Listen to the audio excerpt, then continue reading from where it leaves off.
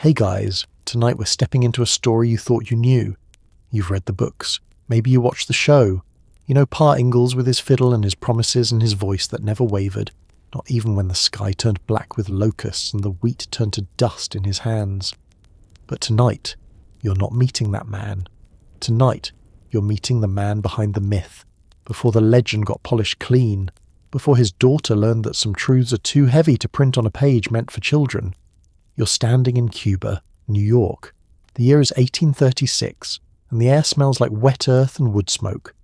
Your name is Charles Philip Ingalls, and you don't know it yet, but you've inherited something that will shape every decision you make for the rest of your life. The need to keep moving.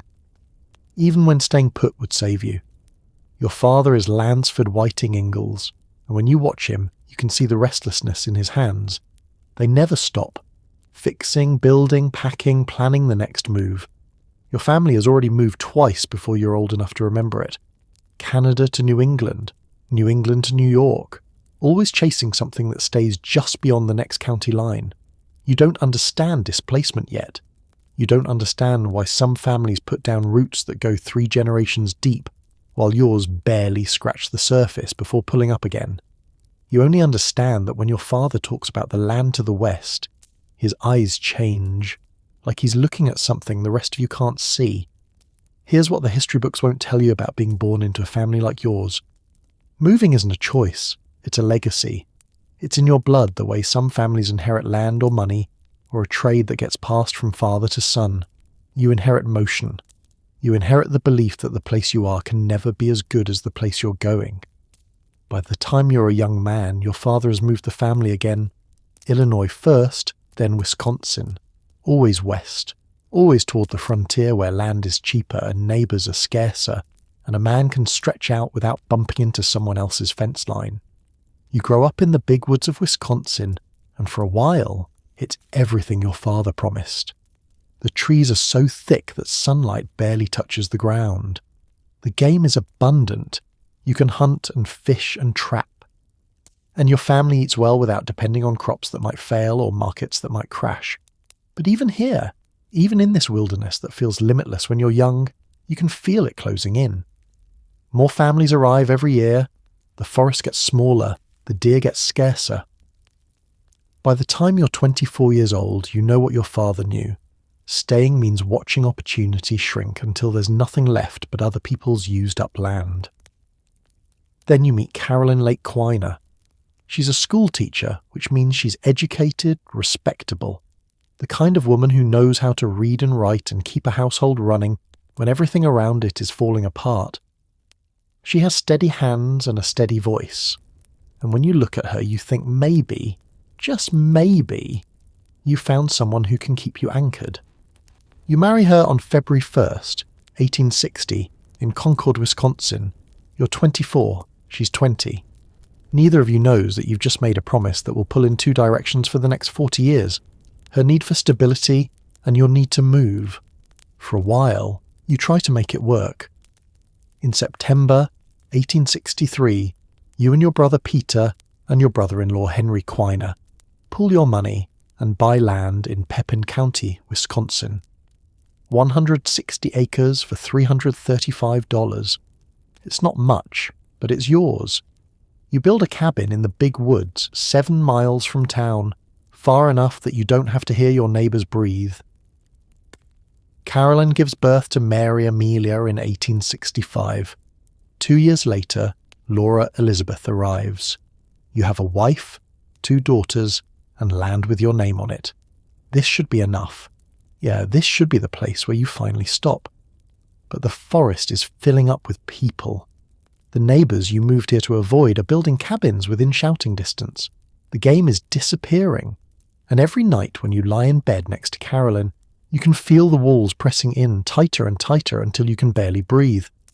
Your father has already moved farther west. Your uncles too.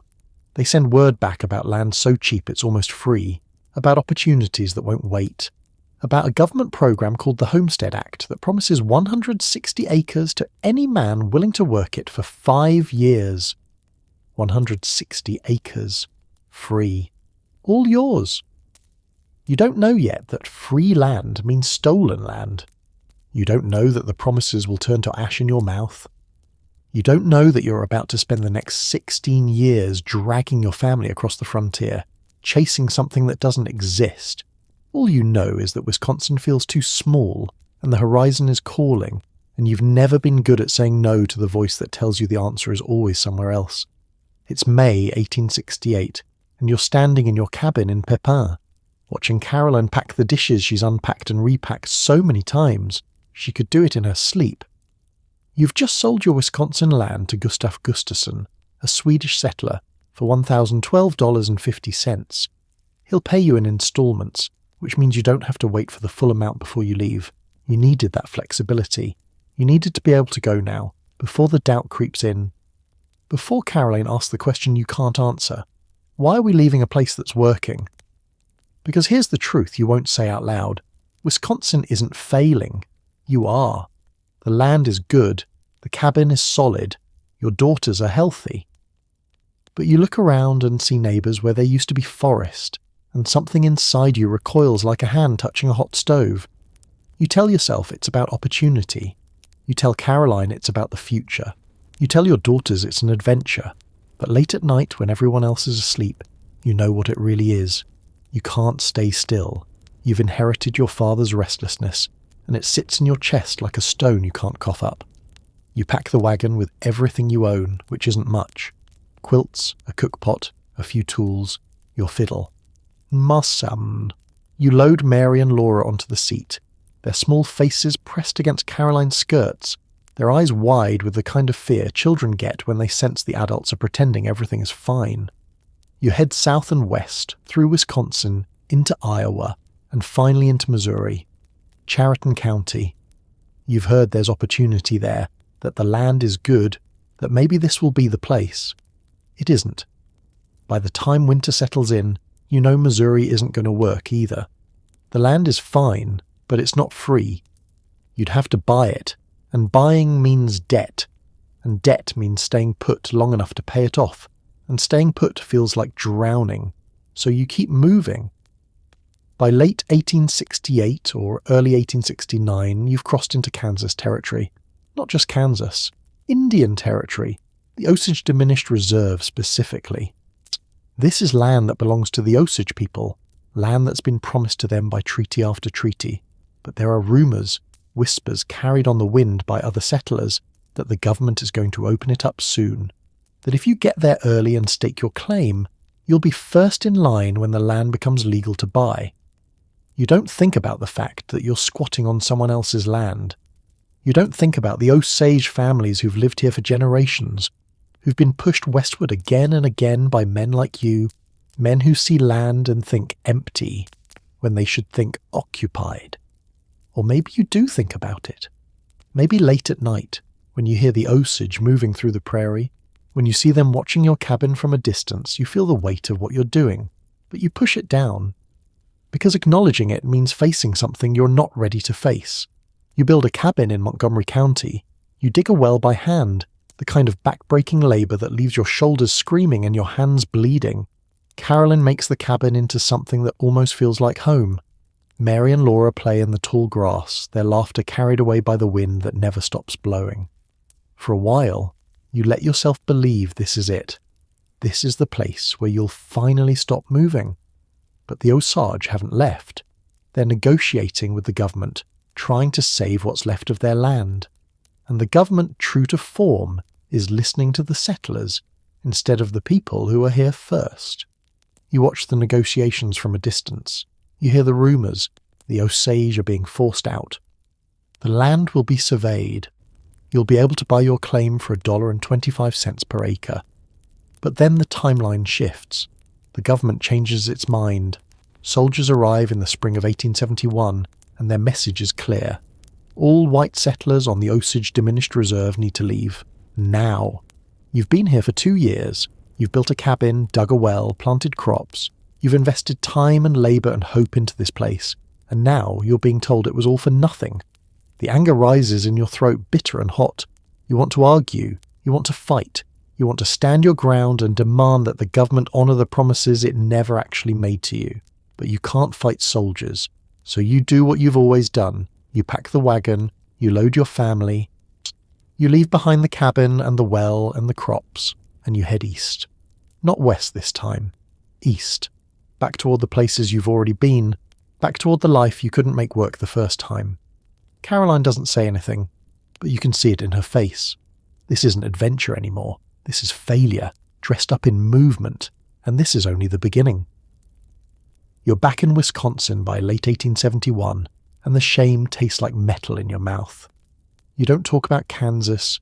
You don't talk about the cabin you left behind or the well you dug that someone else will use, or the fact that you dragged your family hundreds of miles to settle illegally on someone else's land, only to be forced out with nothing to show for it. Instead, you talk about the weather. You talk about the soil. You talk about anything except the truth. You gambled and lost, and your family paid the price. Caroline's face has changed. She's always been patient, always been steady. But now there's something harder in her eyes, something that looks like resignation. She's learned that your promises have expiration dates, that this will be the place means this will be the place until it isn't. You stay in Wisconsin for a while, working odd jobs, visiting family, trying to rebuild the savings you burned through in Kansas. Peter and his family are nearby. Your father Lansford is aging but still restless, still talking about the next opportunity, the next frontier. And then you hear about Minnesota, Walnut Grove specifically, Plum Creek, land that's available under the Homestead Act. Real, legal, free land, not stolen, not squatted on. Yours, if you can prove up for 5 years. 5 years. That's the catch. You have to stay. You have to build a home, plant crops, improve the land, and live there for 5 consecutive years without abandoning it. Only then does the land become legally yours. You tell yourself this time will be different. This time you'll stay. By 1874, you've moved the family to Walnut Grove. You build a dugout on the banks of Plum Creek, a house that's half cabin, half cave, dug into the hillside with walls made of earth and sod. It's not much, but it's yours. The land is good. The creek provides water. You plant wheat, and for the first season it grows tall and golden, swaying in the wind like a promise that's finally being kept. Mary is 9 now, Laura is 7. Caroline is pregnant again, her belly swelling with the child who will be named Caroline Celestia, Carrie for short. This should be the moment when everything finally works, when the pattern breaks, when you prove that you can stay in one place long enough to make it yours. And then the sky turns black. It's 1875, and the grasshoppers come in clouds so thick they blot out the sun. They land on your wheat, on your roof, on your skin, and they eat everything. They eat the crops, they eat the curtains, they eat the wool off the sheep and the handles off the tools and the hope off your face. You stand in the field and watch years of work disappear in hours. The sound is unbearable, a clicking, crunching roar that fills your ears and your head and your nightmares for years afterward. The grasshoppers stay for days. When they finally leave, there's nothing left. No wheat, no garden, no way to feed your family through the winter, let alone pay for supplies you've bought on credit. Other families are leaving Walnut Grove. The plague has broken them, financially and emotionally. You should stay. You should wait it out, try again next year, prove up on the land and make it legally yours. But you can't. The debt is piling up. The creditors are circling, and that old familiar feeling is rising in your chest, the one that says staying is the same as surrendering. So you move again. This time it's Burr Oak, Iowa. Not west, east, back toward Wisconsin, back toward the places you've already failed. Your brother-in-law owns a hotel there, and he's offered you work.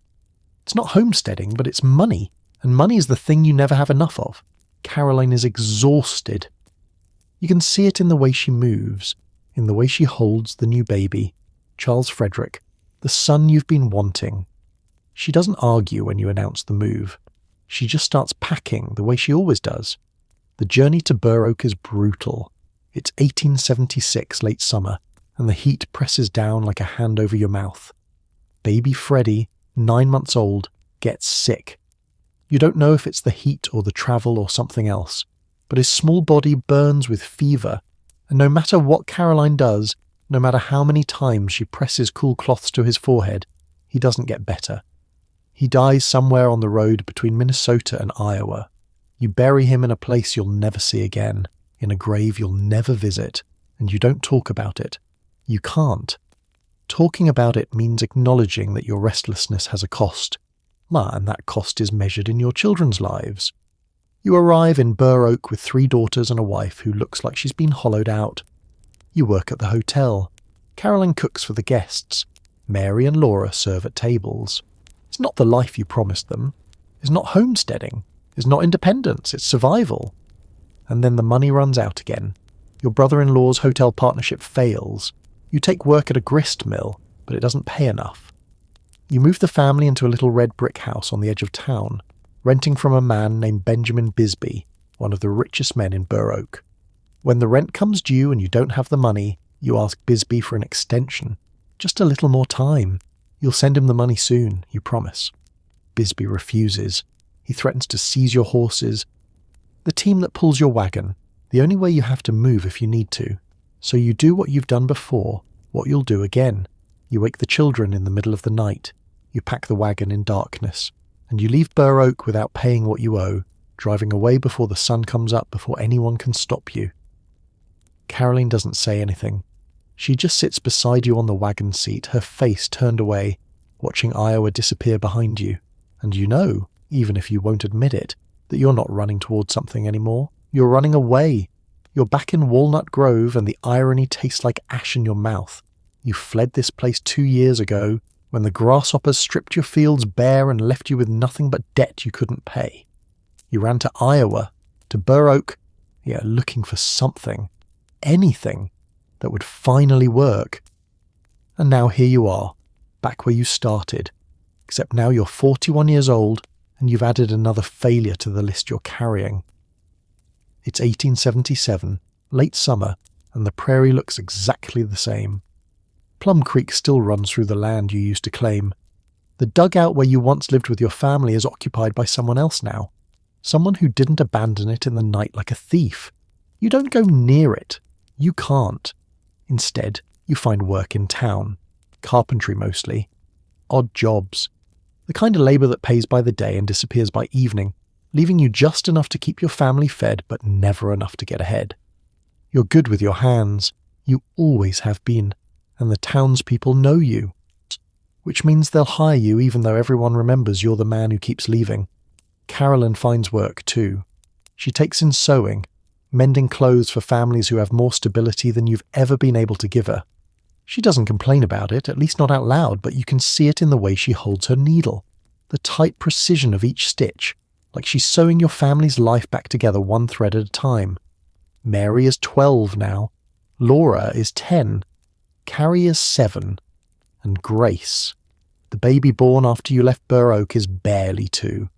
4 daughters, and every single one of them has learned that home is a temporary word, that packing is a skill you master young, that the smell of wood smoke and canvas means you're moving again. They don't ask why you came back to Walnut Grove. They've learned not to ask questions that don't have good answers. Here's what you don't tell them. You came back because you ran out of places to run. Iowa didn't work. Kansas didn't work. Wisconsin stopped being an option years ago. Minnesota is familiar, and familiar feels safer than unknown, even when familiar has already failed you once. You tell yourself this time will be different. You'll save money. You'll stay out of debt. You'll find a way to make it work without depending on a harvest that might get eaten by insects or burned by drought or destroyed by early frost. But deep down, you know the truth. You're treading water, and the current is stronger than you are. The town has changed in the 2 years you've been gone. New families have moved in. The church you helped build is fuller on Sundays. There's a school now. A real one. And Mary and Laura attend when they're not needed for chores. The teacher is a young woman named Eliza Jane, and she's competent, which is all you can ask for in a place like this. You watch your daughters walk to school in the mornings, their lunch pails swinging, their hair braided tight by Caroline's efficient hands. They look like normal children. They laugh. They play. They don't look like kids who've been dragged across 4 states. who've lived in a dugout and a claim shanty and a hotel where drunks fought in the street outside their window. You've given them resilience. You tell yourself that counts for something.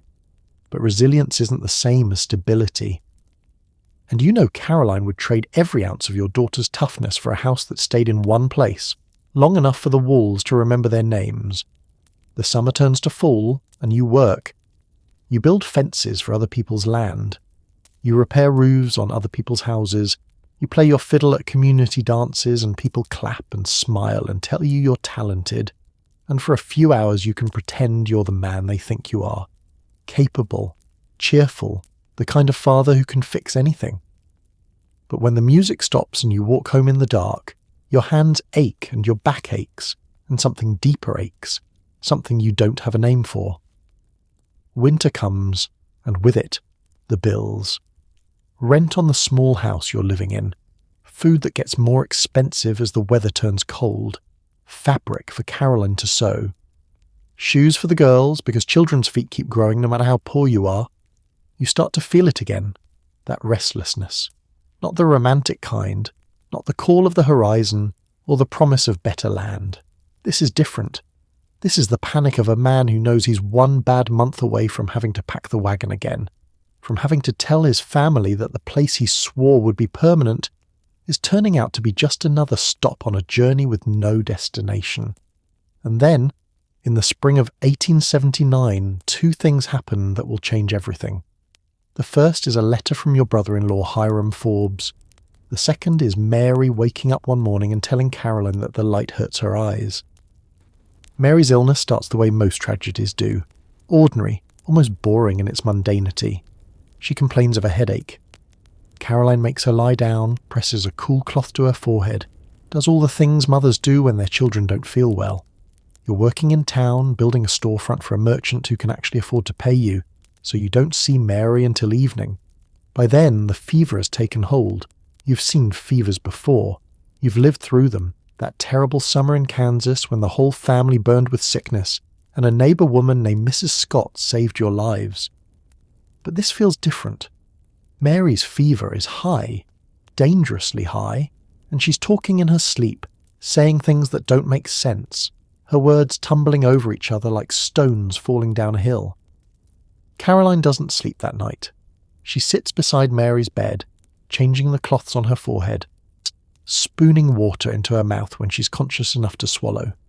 You sit in the main room, listening to the sounds of illness through the thin wall, and you feel more helpless than you've ever felt in your life. Because you can build a house, you can plough a field, you can shoot a deer and skin it and turn it into food that keeps your family alive through winter.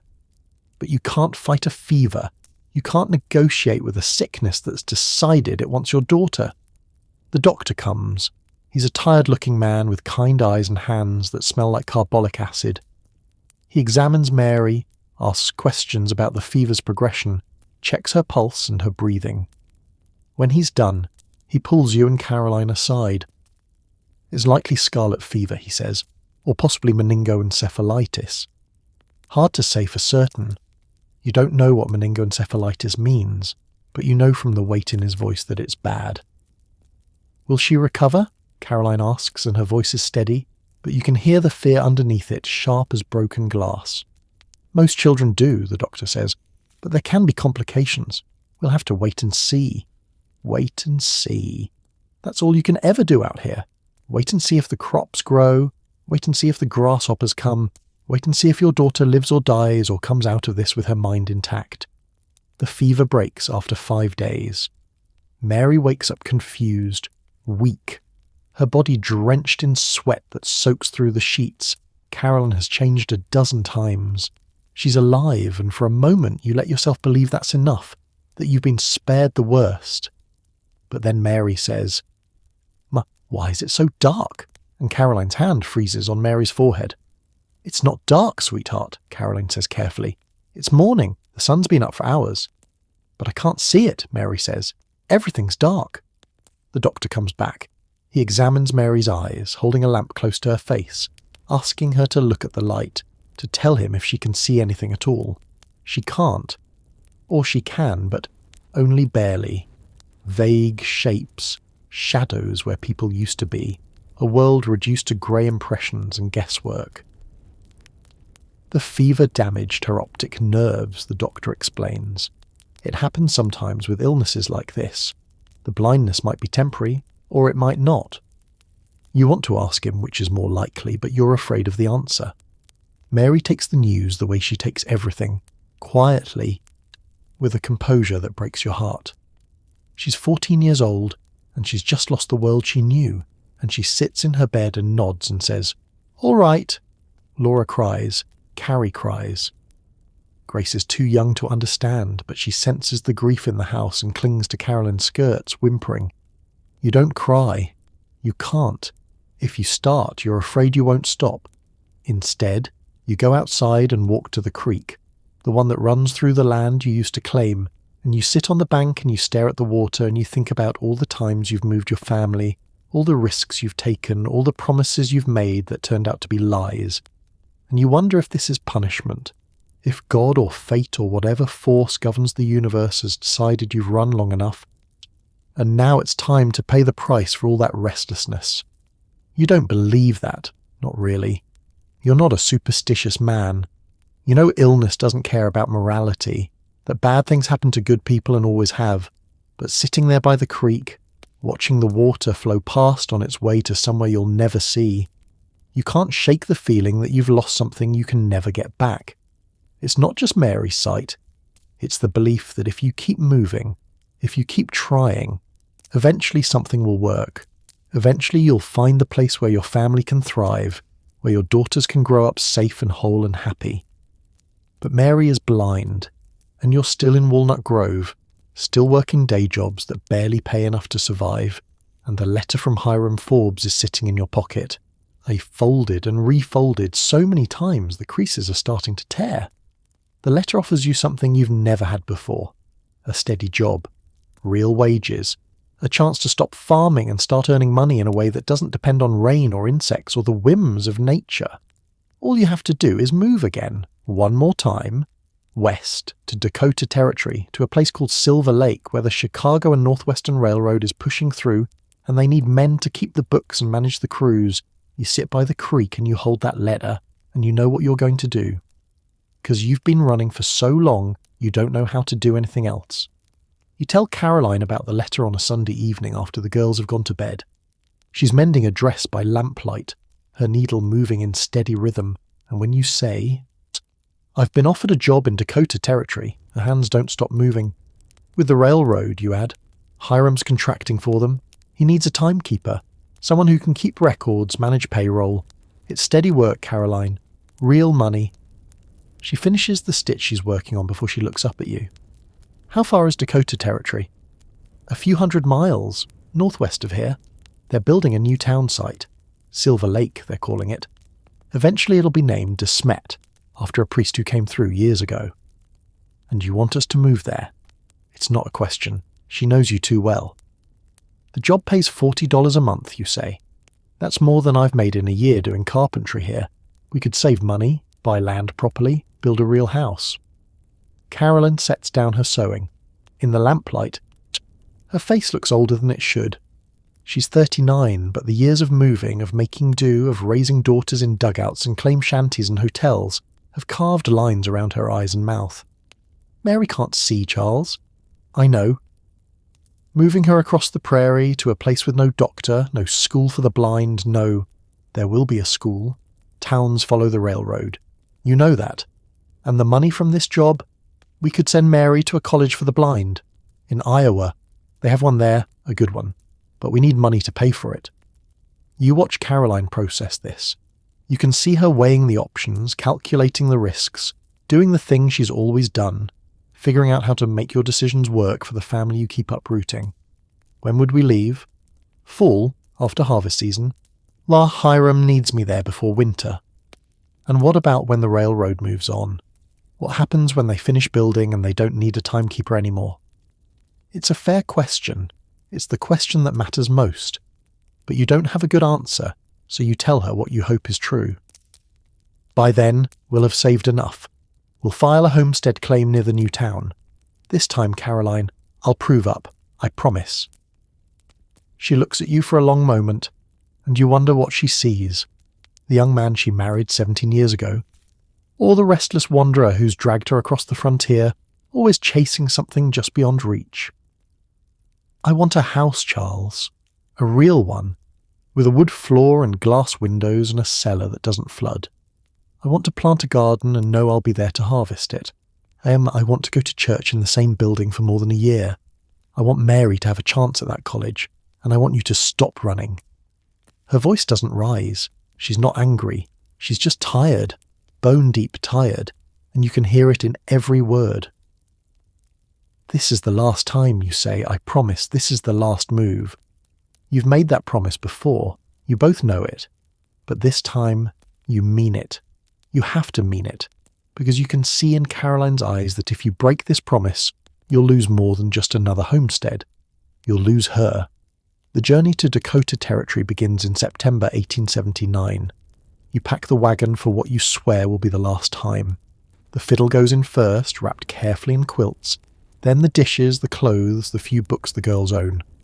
Mary's belongings are packed with extra care. Caroline folds each dress, each petticoat, as if gentleness in packing can somehow make up for what Mary's lost. Mary herself is quiet during the preparations. She's learned to navigate the house by memory, trailing her fingers along walls, counting steps from the table to the door. Laura has become her eyes, describing everything Mary can no longer see. The colour of the autumn leaves, the shape of clouds, the way the prairie stretches endlessly in every direction. You watch them together, Laura guiding Mary's hand to touch things so she can feel what she can't see, and something in your chest clenches so tight you can barely breathe. The trip takes 2 weeks. You follow wagon trails northwest, through Minnesota into Dakota Territory, across land that's even emptier than Kansas was. This is the edge of settlement, the absolute frontier, and there's a wildness to it that makes even you, a man who's spent his life chasing open spaces, feel small. Hiram Forbes meets you at the railroad camp near Silver Lake. He's married to your sister Louisa, and he's the kind of man who inspires confidence. Solid, practical, a contractor who knows how to manage men and money. He greets you with a firm handshake and a genuine smile. Glad you came, Charles. I need someone I can trust with the books. The railroad camp is exactly what you'd expect. Rows of tents, supply wagons, crews of men working from dawn to dusk laying track that will connect the prairie to the rest of the country. It's loud, chaotic, and filthy. Nothing like the quiet homesteads you've tried and failed to build. But it's also something you've never had before. A place where you're needed for skills that have nothing to do with farming. Your job is to keep time, track hours, manage payroll, make sure supplies are ordered and delivered. It's indoor work, mostly. Paperwork and arithmetic and dealing with men who are better at swinging hammers than balancing accounts. You're good at it. Maybe better than you've been at farming. The pay comes every month, $40 in cash, more money than you've seen in years. You give most of it to Carolyn. She saves it in a tin she keeps hidden. Every dollar a brick in the foundation of the future she's been trying to build since the day she married you. By December, the railroad camp has moved, but you haven't.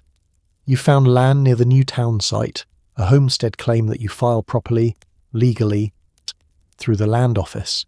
This time, there are no soldiers to chase you off. No Osage watching from the prairie with eyes that know you don't belong. This time, it's legal. This time, it might actually work.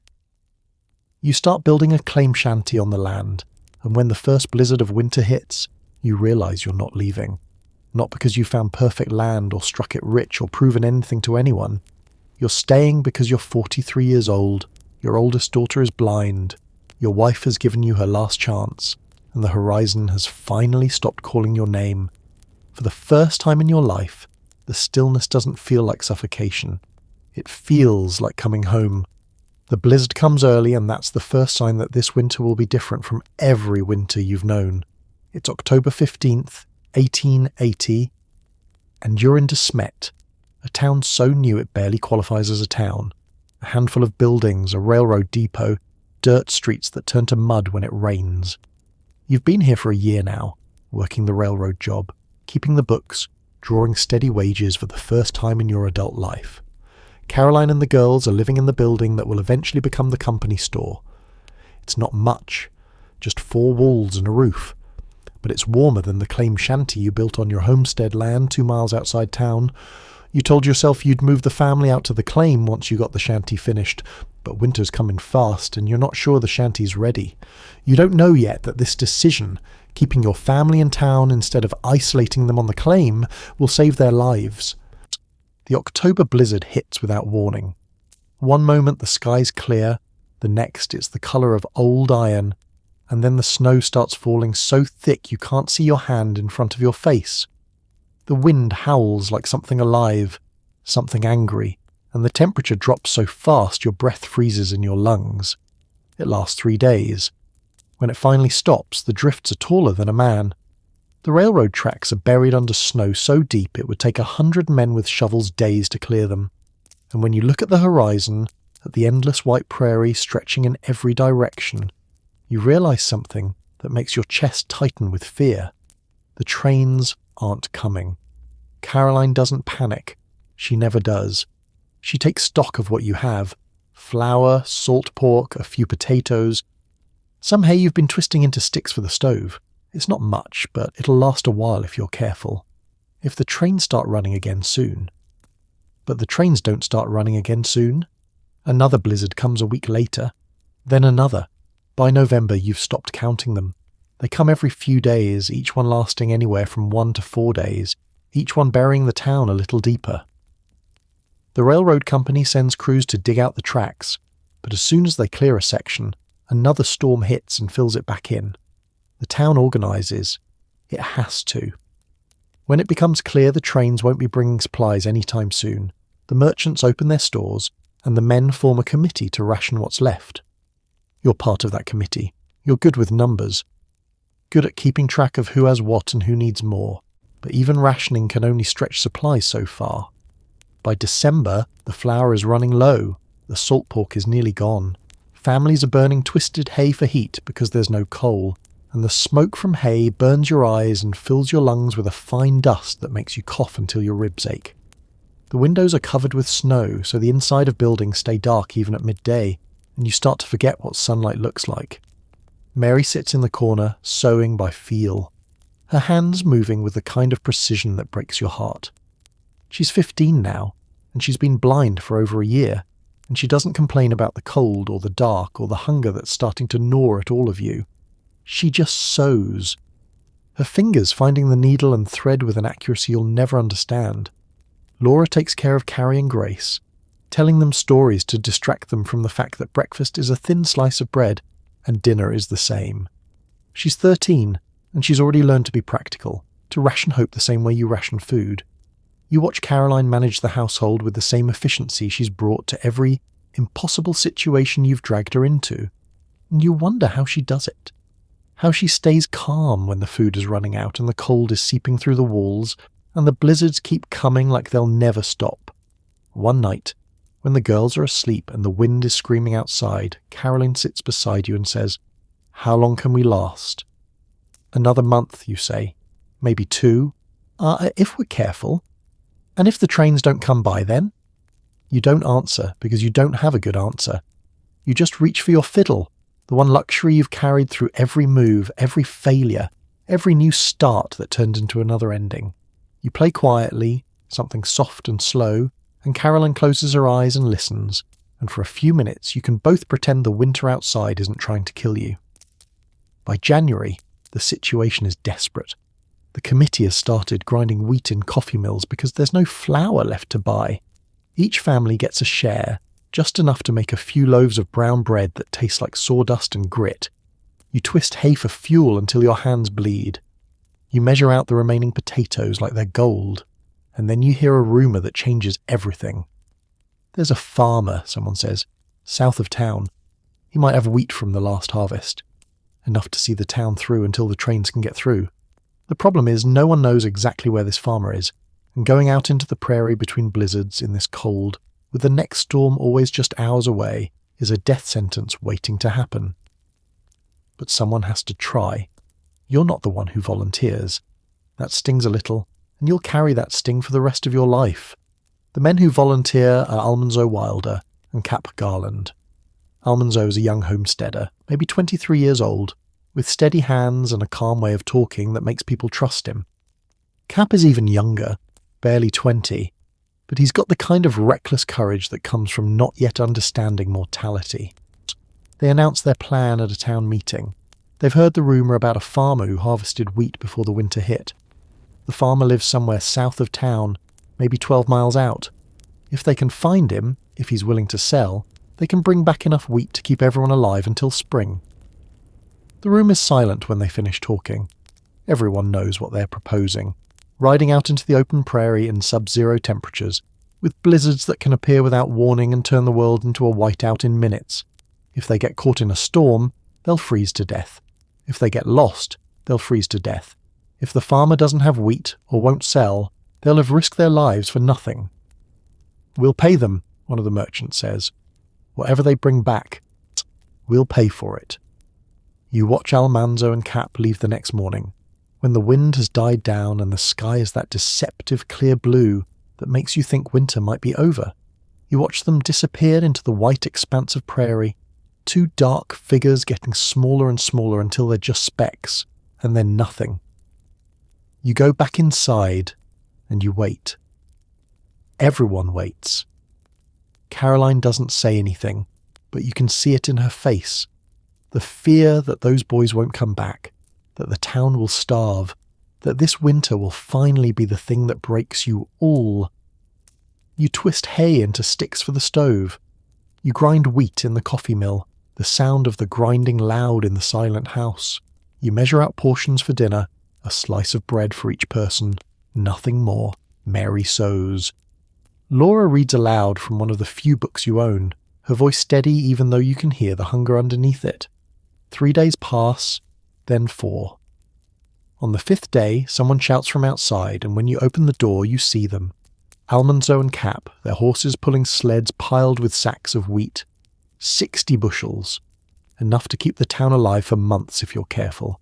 They made it back just hours before another blizzard hit.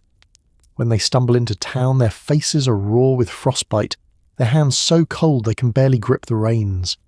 But they're alive, and they've brought salvation in the form of grain. The town erupts. People pour out of their buildings, cheering, crying, grabbing sacks of wheat like they're holding life itself. The merchant pays Almanzo and Cap in gold. And then the committee distributes the wheat to every family, measured carefully, rationed to last. You carry your family's share home, and Caroline mills it into flour that same night. The bread she makes the next morning is coarse and dark, but it's the best thing you've tasted in months. You eat slowly, savouring every bite, watching your daughters do the same. But the winter isn't over, the blizzards keep coming. February brings 9 days of whiteout conditions, the worst storm yet, and you spend those 9 days huddled in the building with your family, burning hay, eating bread, waiting for the wind to stop. You start to understand during those long days why some settlers go mad out here. It's not the cold or the hunger that breaks you, it's the endlessness of it. The way one day bleeds into the next with no change, no relief, as a no sign that it will ever end. The way the walls close in and the darkness presses down and the sound of the wind becomes the only sound you remember. Mary handles it better than anyone, maybe because she's already living in darkness, so the covered windows don't change anything for her. She sews, she prays, she talks to her sisters in that calm voice she's always had, and you wonder if losing her sight gave her something the rest of you don't have, the ability to survive without needing to see the horizon. Laura grows quieter as the winter drags on. She's always been the spirited one, the daughter who inherited your restlessness, but the winter is teaching her something you never could. That movement isn't always the answer, that sometimes survival means staying still, enduring, waiting for the world to change because you can't change it yourself. Carolyn never breaks. She rations the food, she keeps the household running, she soothes the girls when they cry from hunger or cold or fear, and late at night, when she thinks you're asleep, you hear her praying. Not for rescue, not for spring, just for strength to make it through one more day. The winter finally ends in April, the temperature rises, the snow melts in 3 days, and the floods come, turning the prairie into a temporary sea. The trains start running again, bringing coal and flour and supplies that seem almost obscene in their abundance. You've survived. Barely, but you've survived. And you know, with a certainty you've never felt before, that you're never leaving this town. You can't. Not after this. Not after a winter that nearly killed you taught you that the only way to survive is to stay, to build, to root yourself so deep that not even a blizzard can rip you free. Spring comes slowly, reluctantly, like it's not sure winter is really done. By May, the prairie is green again, covered with grass that grows so fast you can almost see it moving. Flowers bloom in patches of colour that hurt your eyes after months of seeing nothing but white and grey. The sky is blue, impossibly blue, and you stand outside your homestead claim shanty and breathe air that doesn't burn your lungs. You're 44 years old. You've been moving since you were 24. No, longer than that. You've been moving your whole life following your father's pattern, chasing the promise of better land, and are convinced that the answer was always just beyond the next horizon. But standing here, looking at the prairie that nearly killed you, you realise something that should have been obvious years ago. There is no perfect land. There's only the land you're on and what you choose to do with it. So you do what you've never done before. You commit. Fully, completely, without the escape plan you've always kept in the back of your mind. You file your homestead claim properly. You prove up on the land. 5 years of residence, 5 years of improvements, 5 years of staying in one place.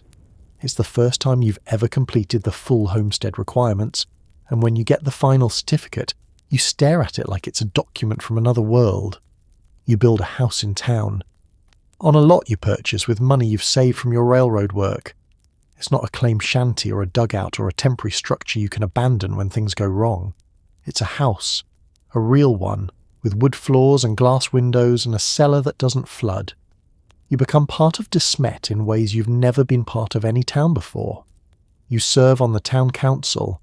You help establish the first congregational church and become a deacon. You're appointed justice of the peace and later deputy sheriff. People know your name, not because you're the man who's always leaving, but because you're the man who stayed.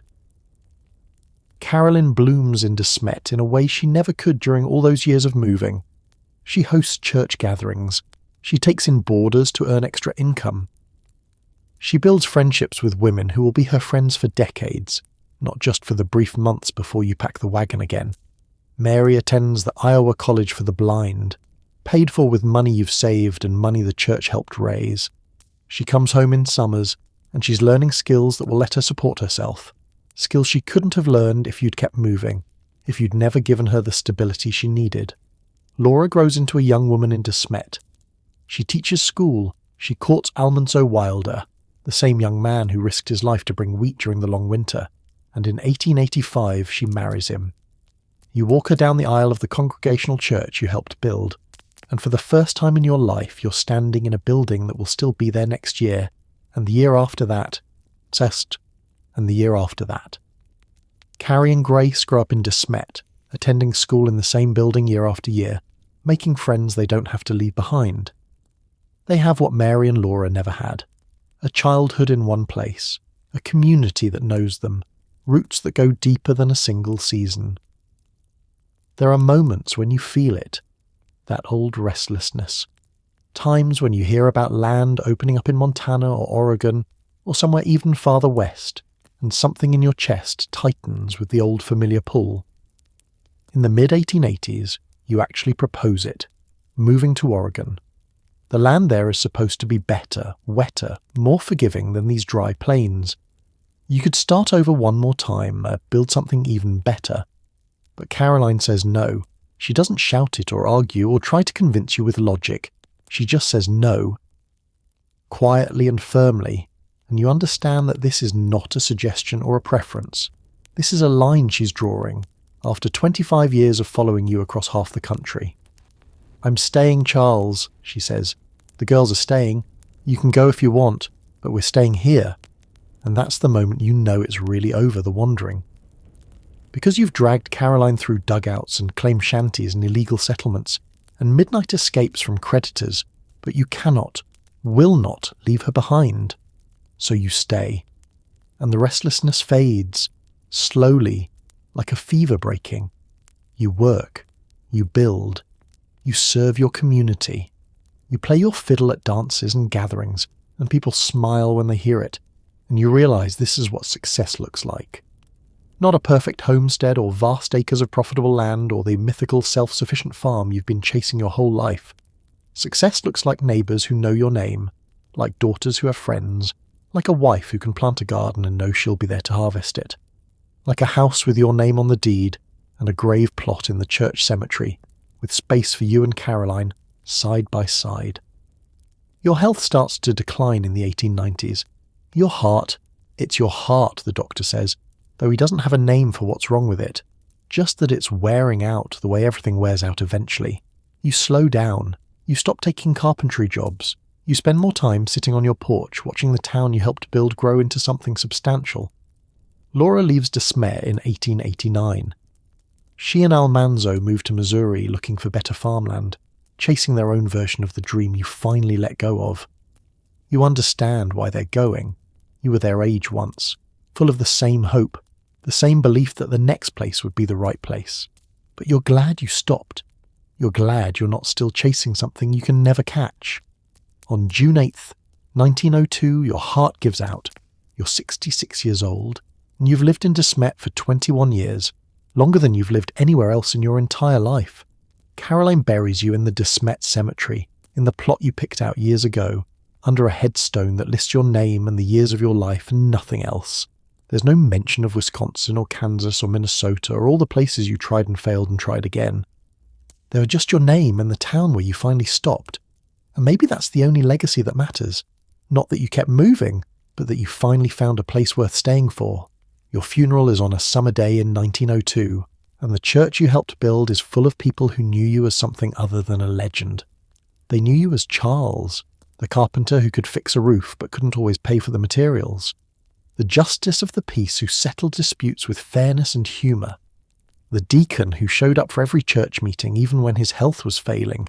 The man who played his fiddle at dances and made people smile, even though everyone knew he'd spent half his life running from one failure to another. Caroline stands at your graveside in the De Smet cemetery, and she doesn't cry. She's 62 years old. And she's been preparing for this moment for years, watching your heart fail a little more each day, watching you slow down and accept the limitations your body's been imposing. She's outlived your restlessness by 21 years. She stayed in one place long enough to watch it become home, and now she'll stay here without you for 22 more years, running a boarding house, attending church, living the stable life you finally gave her after decades of chaos.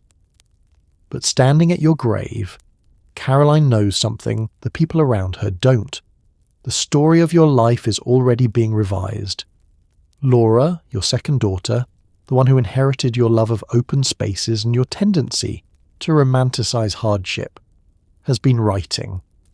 Not for publication yet, that won't come for another 30 years, but she's been keeping notes, or recording memories, trying to make sense of the childhood you gave her. And Caroline knows, even if she can't articulate it yet, that Laura is going to tell a different story than the one Caroline lived. Laura is going to make you a hero. The years after your death are quiet in a way your life never was. Caroline runs her boarding house on 3rd Street, the one you built in your final years when carpentry work was all your failing heart could handle. She takes in teachers, railroad workers, travellers passing through De Smet on their way to somewhere else. She's good at it. She's always been good at making do, at turning whatever resources she has into something that works. It's a skill she learned during all those years when you kept moving, kept starting over, and kept promising that the next place would be different. Mary lives with her, blind now for over 20 years, but competent and calm, her hands always busy with sewing or knitting. Carrie has moved to the Black Hills, teaching school, making her own life. Grace is nearby, married, settled. Laura is in Missouri on Rocky Ridge Farm with Almanzo, raising their daughter, Rose. The family has scattered, the way families do, but they all carry pieces of the story. Your story, Caroline's story, the story of all those years of moving and failing and trying again. And slowly, in letters and conversations, they start to shape that story into something coherent. Laura writes to Caroline, asking about dates and places. When did we leave Wisconsin? How long were we in Kansas? What year did we go to Iowa? Caroline answers, filling in the gaps. Us saying, correcting Laura's childhood memories with the facts only an adult would have tracked. But Caroline notices something in Laura's questions. Laura is asking about the moves, but not about the why. She's asking about the prairie and the dugout and the long winter, but not about Burr Oak. She's asking about Pa's fiddle and his stories, but not about the midnight flight from creditors or the illegal settlement on Osage land.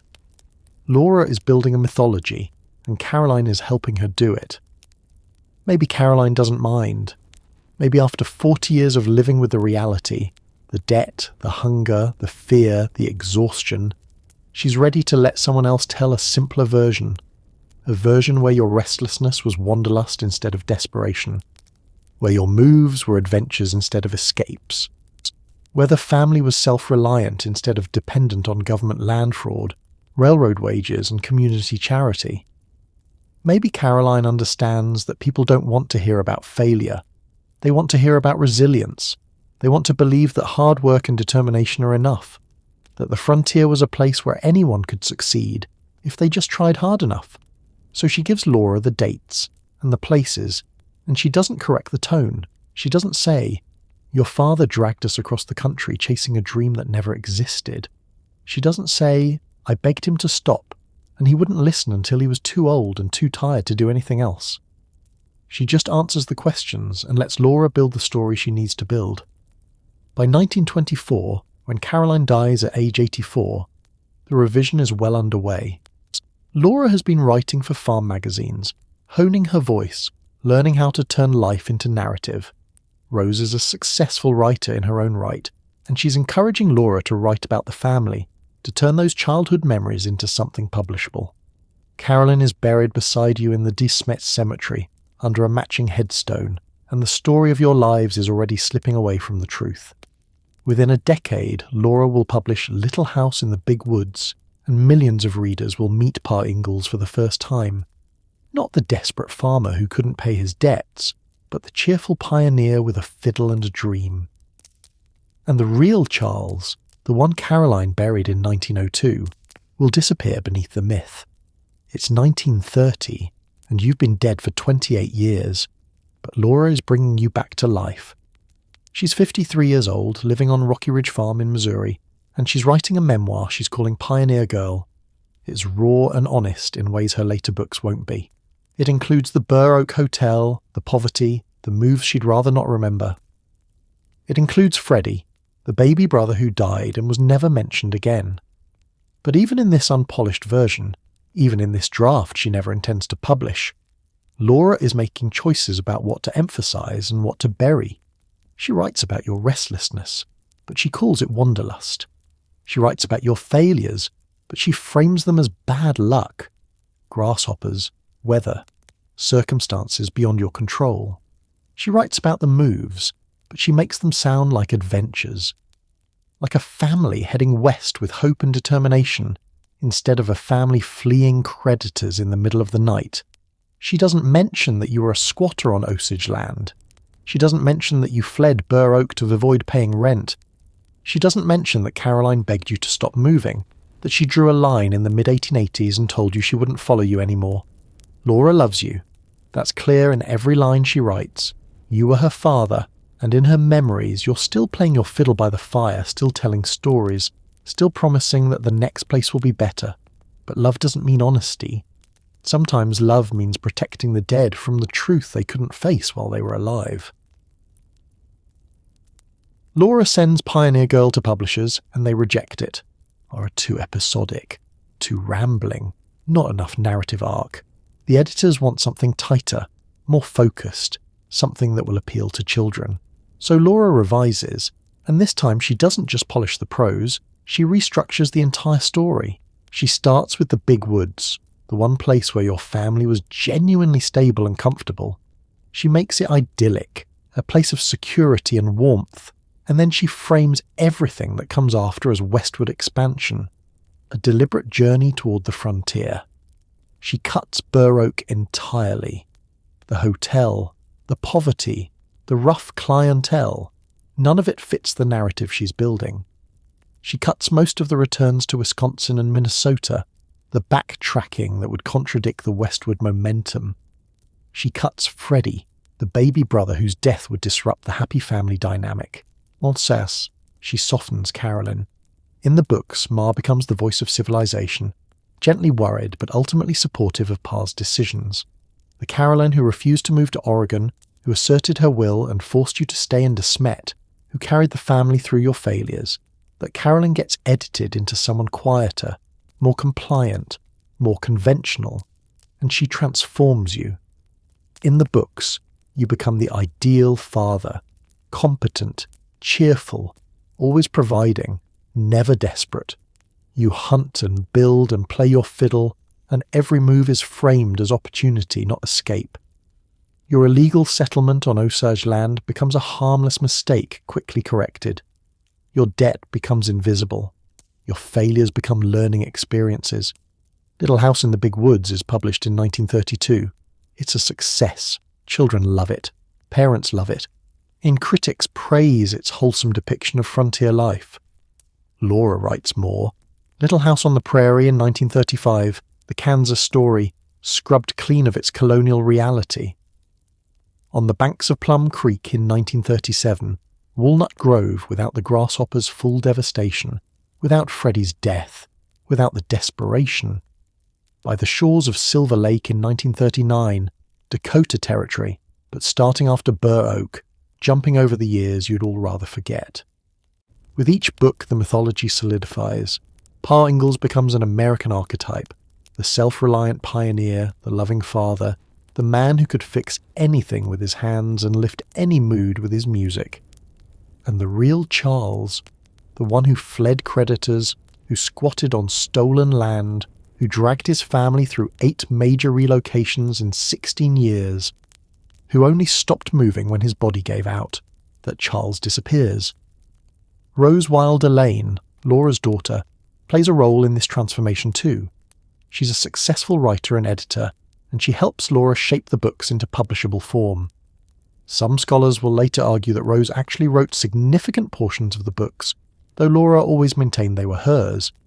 But whether it's Laura's hand or Rose's, the editorial choices are consistent. Simplify, romanticize, create narrative coherence.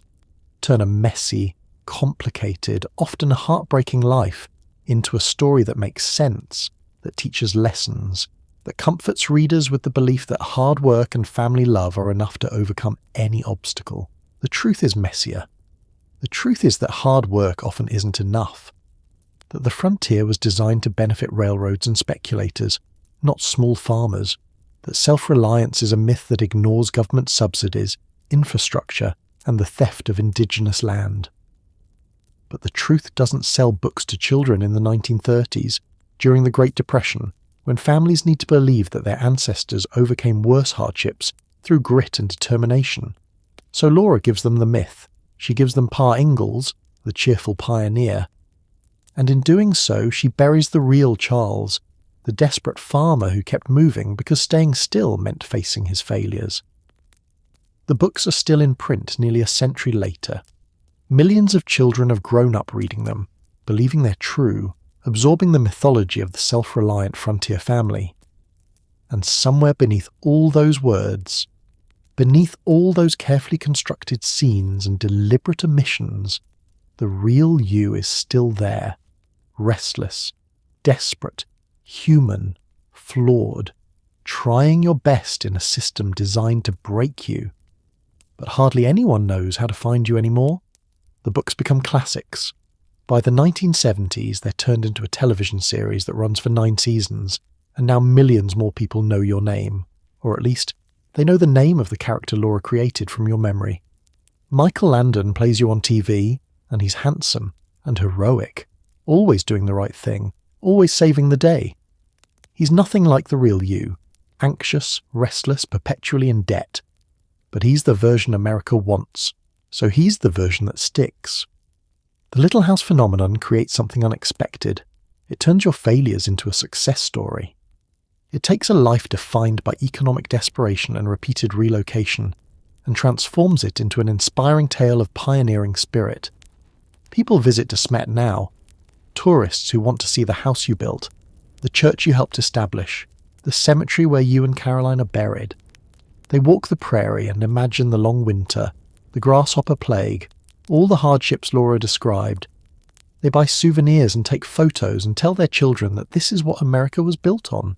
Families like yours willing to work hard and never give up. But here's what they don't talk about. They don't talk about the Osage families you displaced. They don't talk about how your opportunity was built on someone else's dispossession. How your freedom to move west required government soldiers to remove the people who were there first.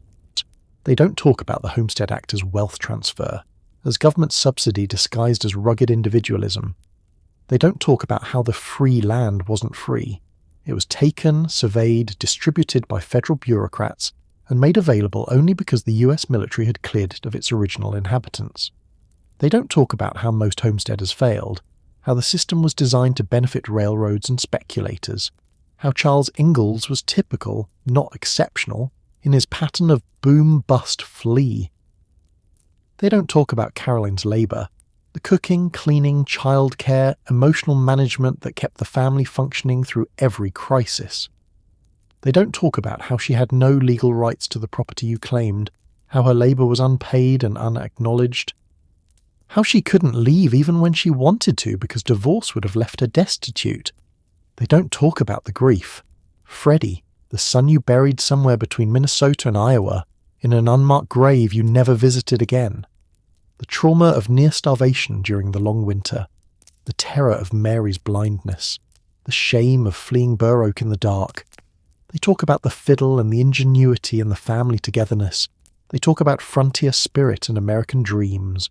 And the myth keeps growing, keeps obscuring the reality, keeps doing what myths always do. Simplifying complexity, hiding systems, turning structural failure into individual character stories. In 2017, over a century after your death, a historian named Carolyn Fraser publishes a book called Prairie Fires. It wins the Pulitzer Prize, and it does something revolutionary. It tells the truth. Fraser uses land records, census data, financial documents, and Laura's unpublished manuscripts to reconstruct what actually happened. She documents your debt cycles. She reveals the Burr Oak flight. She explains the Homestead Act's structural problems. She contextualizes your illegal settlement on Osage land within the larger project of indigenous dispossession. She doesn't villainize you. She's too good a historian for that. She understands that you were shaped by your time, constrained by systems you didn't create, doing what millions of other settlers did in the same circumstances, but she refuses to romanticize you. She refuses to let the myth stand unchallenged. And when Prairie Fires is published, it's controversial. Some readers are angry. They don't want to hear that Pa Ingalls was a squatter, a debtor, a man whose constant moving traumatized his family. They've loved the Little House books since childhood, and they don't want those books, and by extension, their childhoods, tainted by uncomfortable truths. Other readers are relieved. Finally, they say, someone's telling the real story. Finally, someone's acknowledging the indigenous people whose removal made the Little House narrative possible. Finally, someone's recognizing Carolyn's labour and Laura's deliberate myth-making. The debate reveals something important. We still need frontier myths.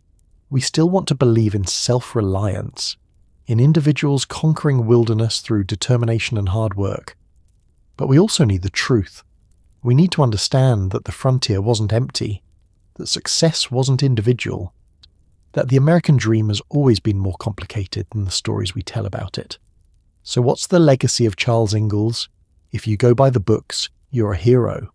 The loving father, the skilled frontiersman, the man who could fix anything and make his family feel safe even in the harshest conditions. You're proof that the American frontier was a place of opportunity, where hard work was rewarded and families could thrive. If you go by the historical record, You're a cautionary tale, a man trapped by economic desperation, government fraud, and environmental catastrophe. A participant in colonialism who benefited from indigenous dispossession. A father whose restlessness traumatized his family. A farmer who failed repeatedly because the system was designed to make farmers fail. The truth is probably somewhere in between. You were a man who loved his family and tried his best in circumstances that were often impossible. You were shaped by the mythology of manifest destiny, by the belief that the West was empty and waiting for people like you to claim it. You made choices that hurt people, most directly your family, but also the Osage people whose land you occupied, and indirectly, everyone who absorbed the myth that your story represented. But you also demonstrated something important, the power of staying. After 16 years of running, you stopped. You stayed in De Smet for 21 years, longer than you'd lived anywhere else in your entire life. You built a community. You became known for things other than leaving. You gave your daughters stability, even if it came later than they needed it. And in the end, that might be the most honest legacy. Not the mythology of the restless pioneer, not the cautionary tale of the desperate farmer, but simply this: a man who spent most of his life searching for home and finally found it when he stopped looking. The myth will outlive the truth. Laura's books will still be read when Carolyn Fraser's historical analysis is forgotten. Children will still grow up believing in Pa Ingalls, the cheerful pioneer with his fiddle and his dreams. But the truth is here too, in the historical record, in the land documents and census records, and the gaps in Laura's narrative. It's here for anyone willing to look past the myth and see the human being underneath. You weren't a hero. You weren't a villain. You were just a man trying to survive in a system that was designed to break people like you. And somehow, against all odds, you survived. Here's the statistic that changes everything. Only 40% of homesteaders who filed claims under the Homestead Act actually completed the requirements to receive title to their land. That means for every settler who succeeded, 3 others failed. For every family that managed to stay 5 years, improve the land, and prove up on their claim, 3 more families gave up, went broke, or abandoned their dreams somewhere in the middle. Charles Ingalls was not an exception. He was the rule. The Homestead Act, sold to Americans as democratic opportunity, free land for anyone willing to work hard, was actually a massive government subsidy program that benefited railroads and speculators while bankrupting small farmers. The government knew the Great Plains were too dry for traditional farming. Surveyors had warned that 160 acres without irrigation couldn't support a family in regions with insufficient rainfall. But the railroads wanted settlers, and the government wanted white Americans to occupy land recently cleared of indigenous peoples. So they promoted the myth anyway. Charles believed the myth. So did hundreds of thousands of other families. They packed their wagons, filed their claims, built their shanties, and planted their crops. And then the reality hit. Grasshopper plagues that destroyed entire harvests in a single afternoon. Droughts that lasted years. Blizzards that trapped families in their homes for months. Isolation that drove people to mental breakdown. Markets so distant that even a good harvest couldn't cover the cost of transportation. By 1900, nearly half of all homestead attempts had failed. The Great Dakota boom that brought your family to De Smet was followed by a bust that left the region littered with abandoned claims and ghost towns. The people who succeeded, and you were barely among them, did so not because of self-reliance, but because of government infrastructure, railroad employment, community support, and often sheer luck. But here's what makes the myth so powerful. It survived the failure rate. Even as homesteads collapsed and families went bankrupt and the evidence mounted that the system was broken, Americans kept telling themselves the story of the self-reliant pioneer. They kept believing that hard work was enough, that anyone could succeed on the frontier if they just tried hard enough. They kept blaming individual failures instead of acknowledging structural impossibility. And Laura, writing in the 1930s during the Great Depression, gave that myth exactly what it needed. A story that proved the frontier worked. A story where Pa Ingalls wasn't a desperate farmer fleeing debt, but a cheerful pioneer building a better life for his family. The books erased the 60% failure rate.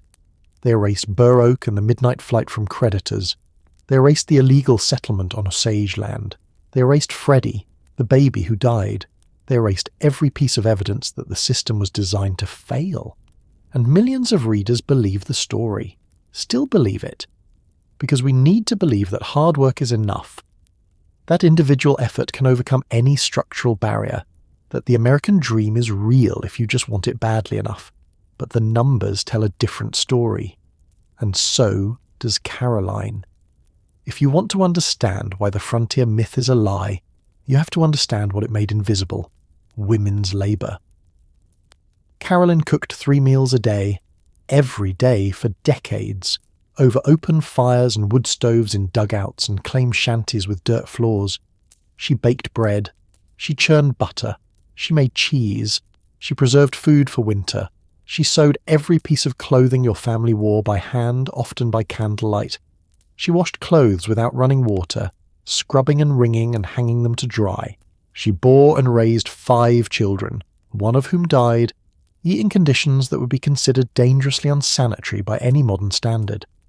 She did all of this without pay, without legal ownership of the land she was helping to improve, without the right to leave, because divorce would have left her destitute, without recognition in the homestead claim, which listed only your name as the settler who was proving up on the land.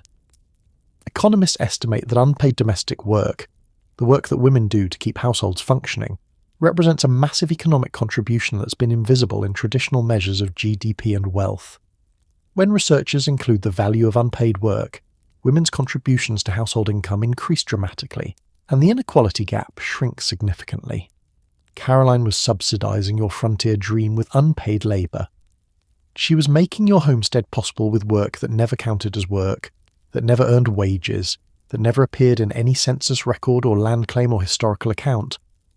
The Little House books celebrate your fiddle playing and carpentry and hunting. They barely mention Caroline's endless cooking, cleaning, sewing, childcare, the labor that kept everyone alive. When they do mention it, it's framed as natural, as what mothers do, not as skilled, essential work that had economic value, and that invisibility is part of the myth. The frontier story is about men conquering wilderness. It's about Pa building houses and breaking land and moving west. The fact that none of it would have been possible without Ma's labour, without the cooking and sewing and childcare that enabled Pa to work, without the emotional management that held the family together through every crisis, that fact disappears. Because acknowledging Caroline's labour would mean acknowledging that frontier success wasn't individual. It was collective. It depended on women's unpaid work, on government infrastructure, on community support, on the dispossession of indigenous peoples whose land was being settled.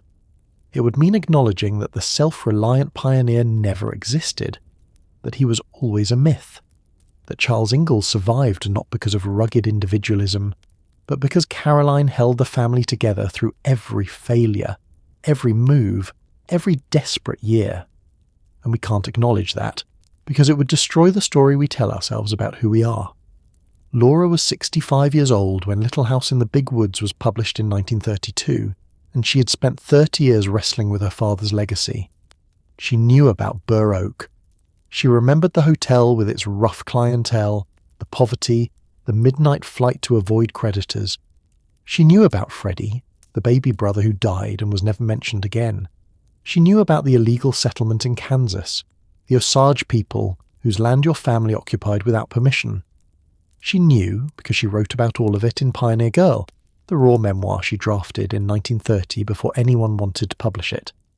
The manuscript included episodes too dark, too complicated, too honest for the market that would eventually embrace her books. The publishers rejected Pioneer Girl. Too episodic, they said, not enough narrative arc. In too much hardship without enough triumph. So Laura revised, and with each revision she made choices about what to keep and what to erase. She kept the big woods, where the family was genuinely stable. She kept Kansas, but she removed the context that made it an illegal settlement. She kept the grasshopper plague, but she made it sound like an unfortunate natural disaster, rather than one catastrophe in a long series of economic failures. She kept the long winter, because suffering that leads to survival makes for good storytelling. But she cut Burr Oak entirely. She cut most of the returns to Minnesota and Wisconsin, the backtracking that would reveal the pattern of failure and flight. She cut Freddie. She softened Carolyn into a conventional mother who supported her husband's decisions instead of the woman who finally drew a line and refused to move again. And she transformed you. She made you Pa, the cheerful pioneer who played his fiddle and told stories and kept the family's spirits up through every hardship. She emphasized your carpentry skills, your hunting ability, your love for your daughters. She framed your constant moving as wanderlust, as a romantic love of open spaces, instead of as economic desperation and debt evasion. These weren't accidental omissions. Laura was a skilled writer working with her daughter Rose, a professional journalist and novelist who understood how to craft narratives for maximum commercial appeal. Every cut, every revision, every framing choice was deliberate. Laura was creating mythology, and she knew exactly what she was doing. Here's what makes it complicated. Laura loved you. That comes through in every line she wrote. You were her father, and in her memories, you were the man who made her childhood bearable, even when it was brutal. Your fiddle playing, your stories, your genuine love for your family, those weren't fabrications. They were real. But love and honesty aren't the same thing. Laura chose love over honesty. She chose to preserve your honor instead of telling the full truth, and you can understand why. In 1930, when she was writing Pioneer Girl, she was 63 years old and barely holding on to her own farm. She and Almanzo had struggled for decades, repeatedly failing at farming, dependent on Rose's income, living the same cycle of hope and failure that had defined your life. The Great Depression was devastating rural America. Farmers were losing their land, banks were foreclosing, dust storms were burying entire towns. In that context, what could Laura offer readers? She couldn't tell them that farming was a doomed enterprise, that the frontier had been a massive policy failure, that her beloved father had spent his life fleeing debt and endangering his family. No one wanted to read that story in 1932 when Americans desperately needed to believe that hard work and family love could overcome any obstacle. So Laura gave them what they needed, a mythology that said the frontier worked, that self-reliance was possible, that Pa Ingalls succeeded not despite the hardships, but because of them, because hardship built character, and character was what Americans needed to survive the Depression. The books became bestsellers. They've never gone out of print. Millions of children have read them, absorbed them, learned from them that the American frontier was a place of opportunity and adventure, where loving families could thrive through determination and mutual support. And buried beneath that mythology is the truth that most frontier families failed, that the Homestead Act was designed to benefit corporations, not settlers, that women's labour made frontier settlement possible but was never acknowledged or compensated, that free land was stolen from indigenous peoples, that Charles Ingalls survived barely, and only by finally accepting steady employment and staying in one place. In 2017, historian Caroline Fraser published Prairie Fires, a meticulously researched biography that tells the story Laura chose not to tell. Fraser uses land records, census data, financial documents, and Laura's unpublished manuscripts to reconstruct what actually happened. She documents the Burr Oak flight, the illegal Kansas settlement, the pattern of debt and failure that defined your life. The book won the Pulitzer Prize. It was also controversial. Some readers were furious that Fraser had attacked Pa Ingalls, that she'd ruined the Little House books by exposing the historical reality beneath the fiction. Other readers were relieved. Finally, someone was telling the truth. Finally, someone was acknowledging that the frontier mythology obscures more than it reveals, that understanding what really happened is more valuable than protecting a comforting lie. And the debate revealed something important. Americans still need the myth of the self-reliant pioneer. We still want to believe that individual effort can overcome structural barriers, that hard work guarantees success, that the American dream is accessible to anyone willing to try hard enough. But the historical record tells a different story, and the question is, Which story do we choose to believe? The one that makes us feel good about our national identity, or the one that helps us understand how systems actually work? Laura chose the myth. She chose it knowingly, deliberately, as an act of love for her father, and as a gift to readers who needed hope during the Depression. But now we have both stories, the myth and the truth, and we get to choose which one we take forward. It's 2026, and your great-great-great-grandchildren are living in a world you couldn't have imagined, but they're still hearing versions of your story, still absorbing the mythology Laura built, still being told that self-reliance is the path to success, and the myth is still doing damage. Because here's what the Charles Ingalls story teaches when you strip away the mythology. Structural barriers matter more than individual effort.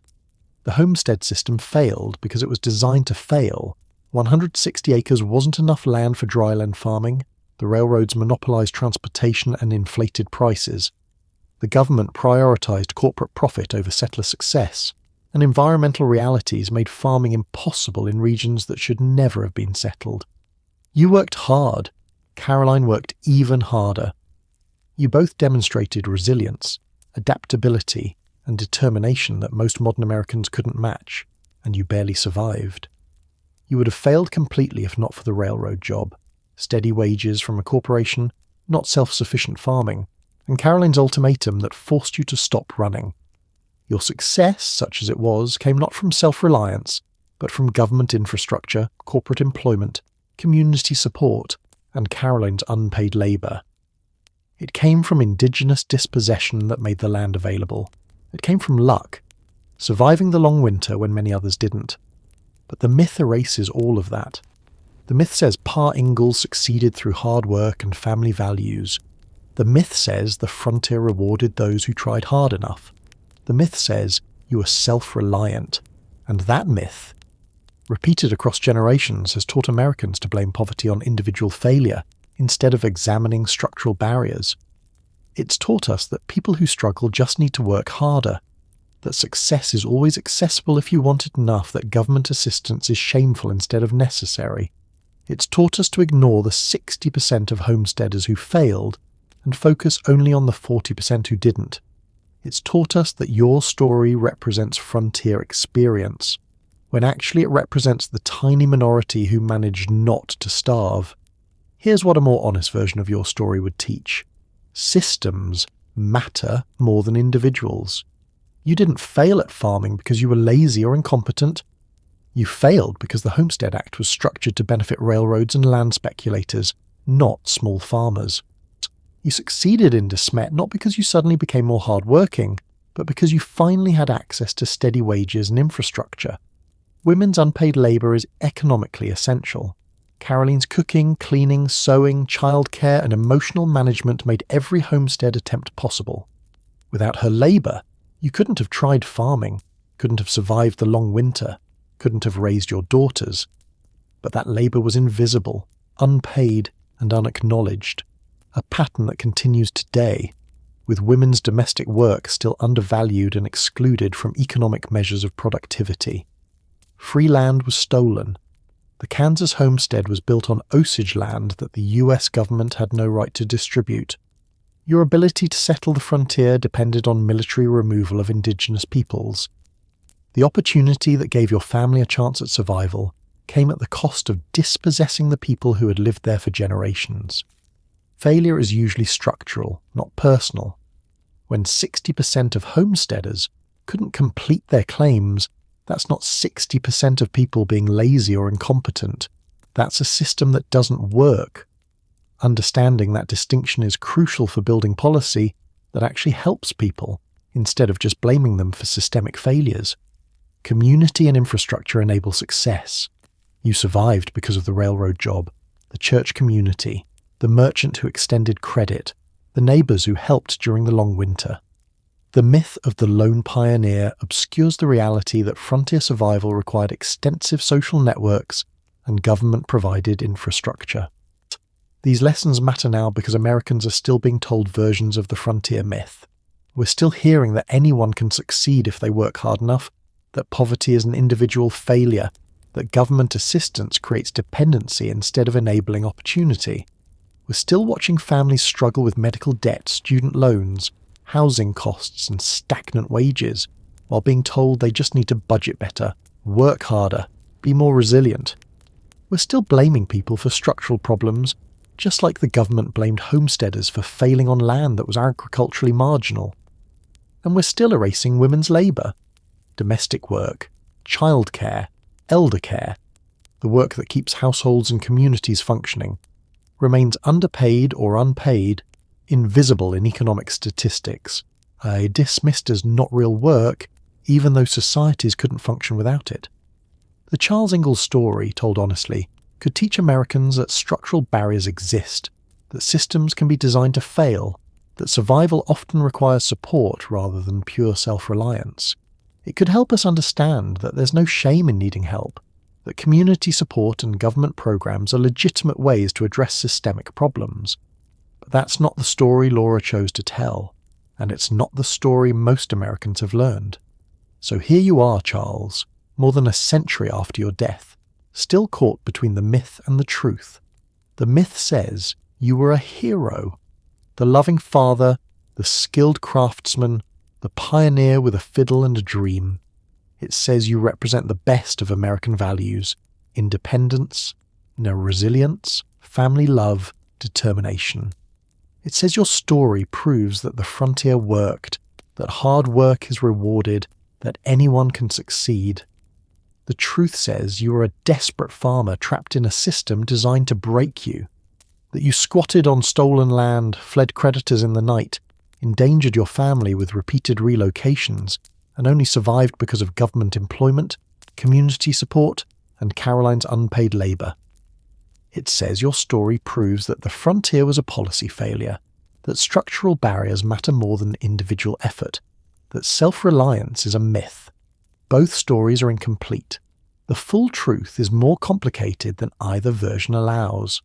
You were a man who loved his family and tried his best in impossible circumstances. You made choices that hurt people, your family, the Osage, yourself, because the choices available to you were all bad. You participated in systems of colonialism and economic exploitation that you didn't invent and couldn't control. You demonstrated remarkable resilience, while also demonstrating how resilience alone isn't enough. You were human, flawed, complicated, shaped by forces larger than yourself, doing what you could with the options you had.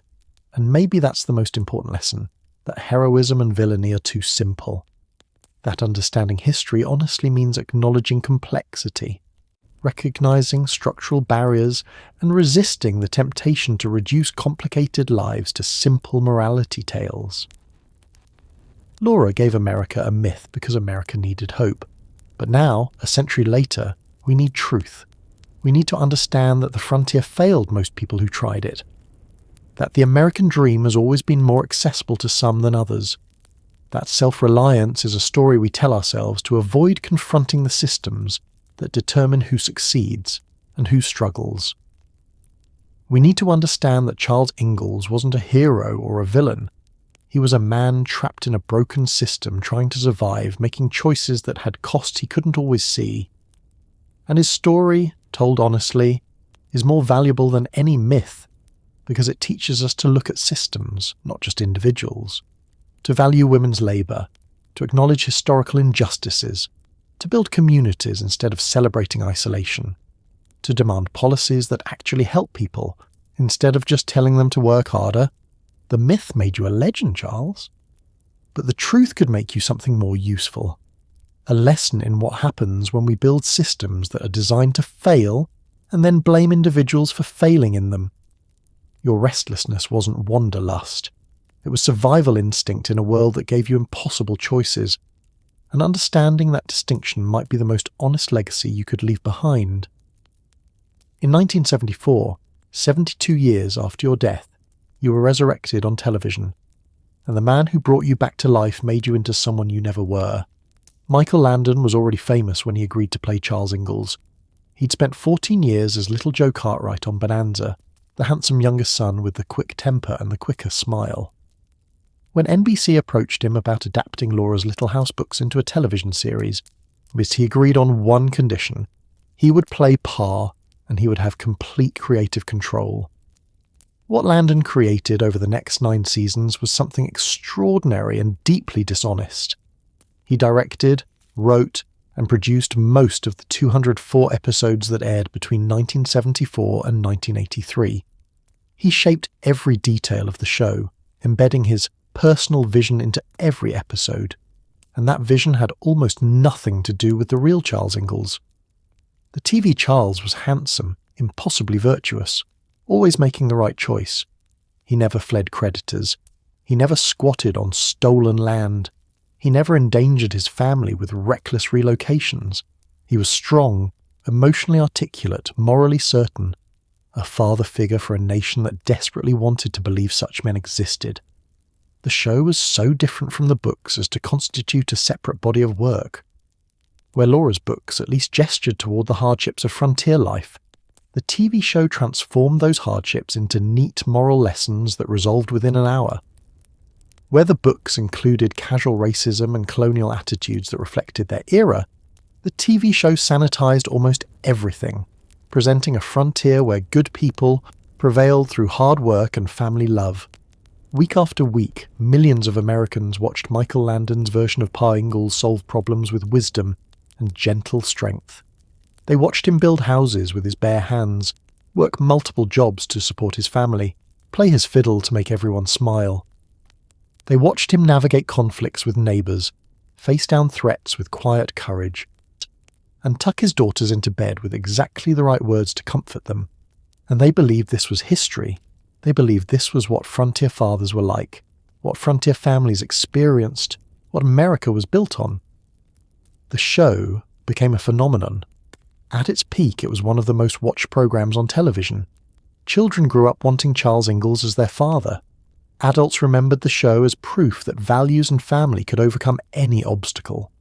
The episodes went into syndication and have been airing continuously ever since, reaching new generations who absorb the mythology without ever encountering the complicated truth.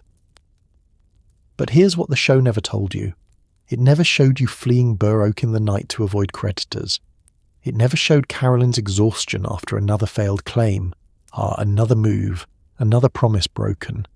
It never showed the terror of Mary's blindness, the grief of Freddie's death, the reality that your family survived barely, and only because Caroline finally drew a line and refused to follow you anymore. It never showed the Osage families whose land you occupied. It never showed the structural failures of the Homestead Act, the debt cycles that trapped frontier farmers, the 60% of homesteaders who failed and gave up. It showed a heroic frontier where hard work was always rewarded, where fathers were always wise, where America's westward expansion was unambiguously good. And an entire generation, multiple generations, grew up believing that version was real. By the time the show ended in 1983, the myth had completely eclipsed the truth. If someone mentioned Charles Ingalls, people pictured Michael Landon, tall, strong, handsome, morally certain. They didn't picture the anxious, restless, perpetually in debt farmer who kept dragging his family from one failure to another. Laura's books had already revised your story, turning desperation into wanderlust, failure into adventure. But the TV show went further. It created a Charles Ingalls who was barely human, who never made significant mistakes, who was always strong enough, wise enough, good enough to solve any problem. And that version became canonical. Museums displayed photos of Michael Landon alongside historical information about you, as if the actor and the real man were interchangeable. Tourist sites in De Smet sold merchandise featuring Landon's face. Books about the real Little House family included stills from the TV show, blurring the line between history and fiction until it disappeared entirely. The myth had won. The truth was buried so deep that most people didn't even know it existed. But myths, no matter how powerful, eventually collide with reality. And in 2018, that collision finally happened. Cliffhanger. For decades, Laura Ingalls Wilder's name had been on one of the most prestigious children's literature awards in America. She was the first recipient in 1954, honoured as a founding voice in American children's books. Her name represented wholesome values, frontier courage, family love. But in June 2018, something happened that would force America to confront what it had been avoiding for over 80 years, the racism embedded in the Little House books and the cost of celebrating myths that were built on indigenous dispossession. The vote was unanimous, and the backlash was immediate. On June 23, 2018, the Association for Library Service to Children, a division of the American Library Association, voted unanimously to strip Laura Ingalls Wilder's name from a major children's literature award. The Laura Ingalls Wilder Award, established in 1954, would now be called the Children's Literature Legacy Award. The reason?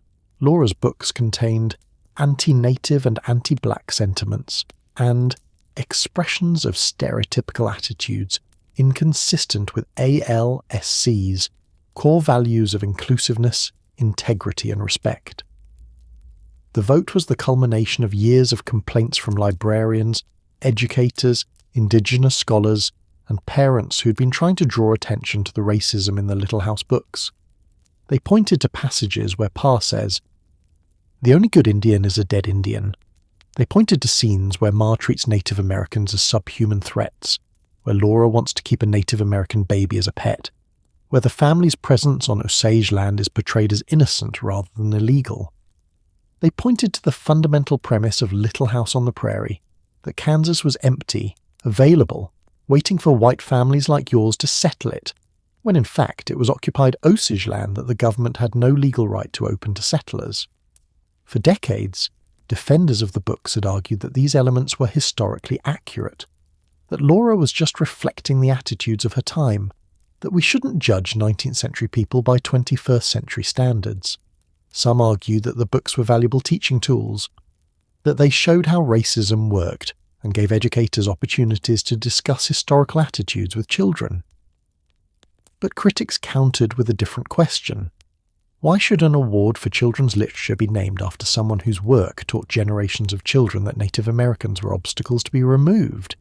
That white settlement was destiny rather than theft, that your family's opportunity was built on someone else's dispossession. The ALSC board agreed. The vote was unanimous.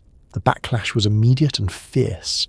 Fans of the Little House books flooded social media with outrage. How dare they erase Laura's legacy?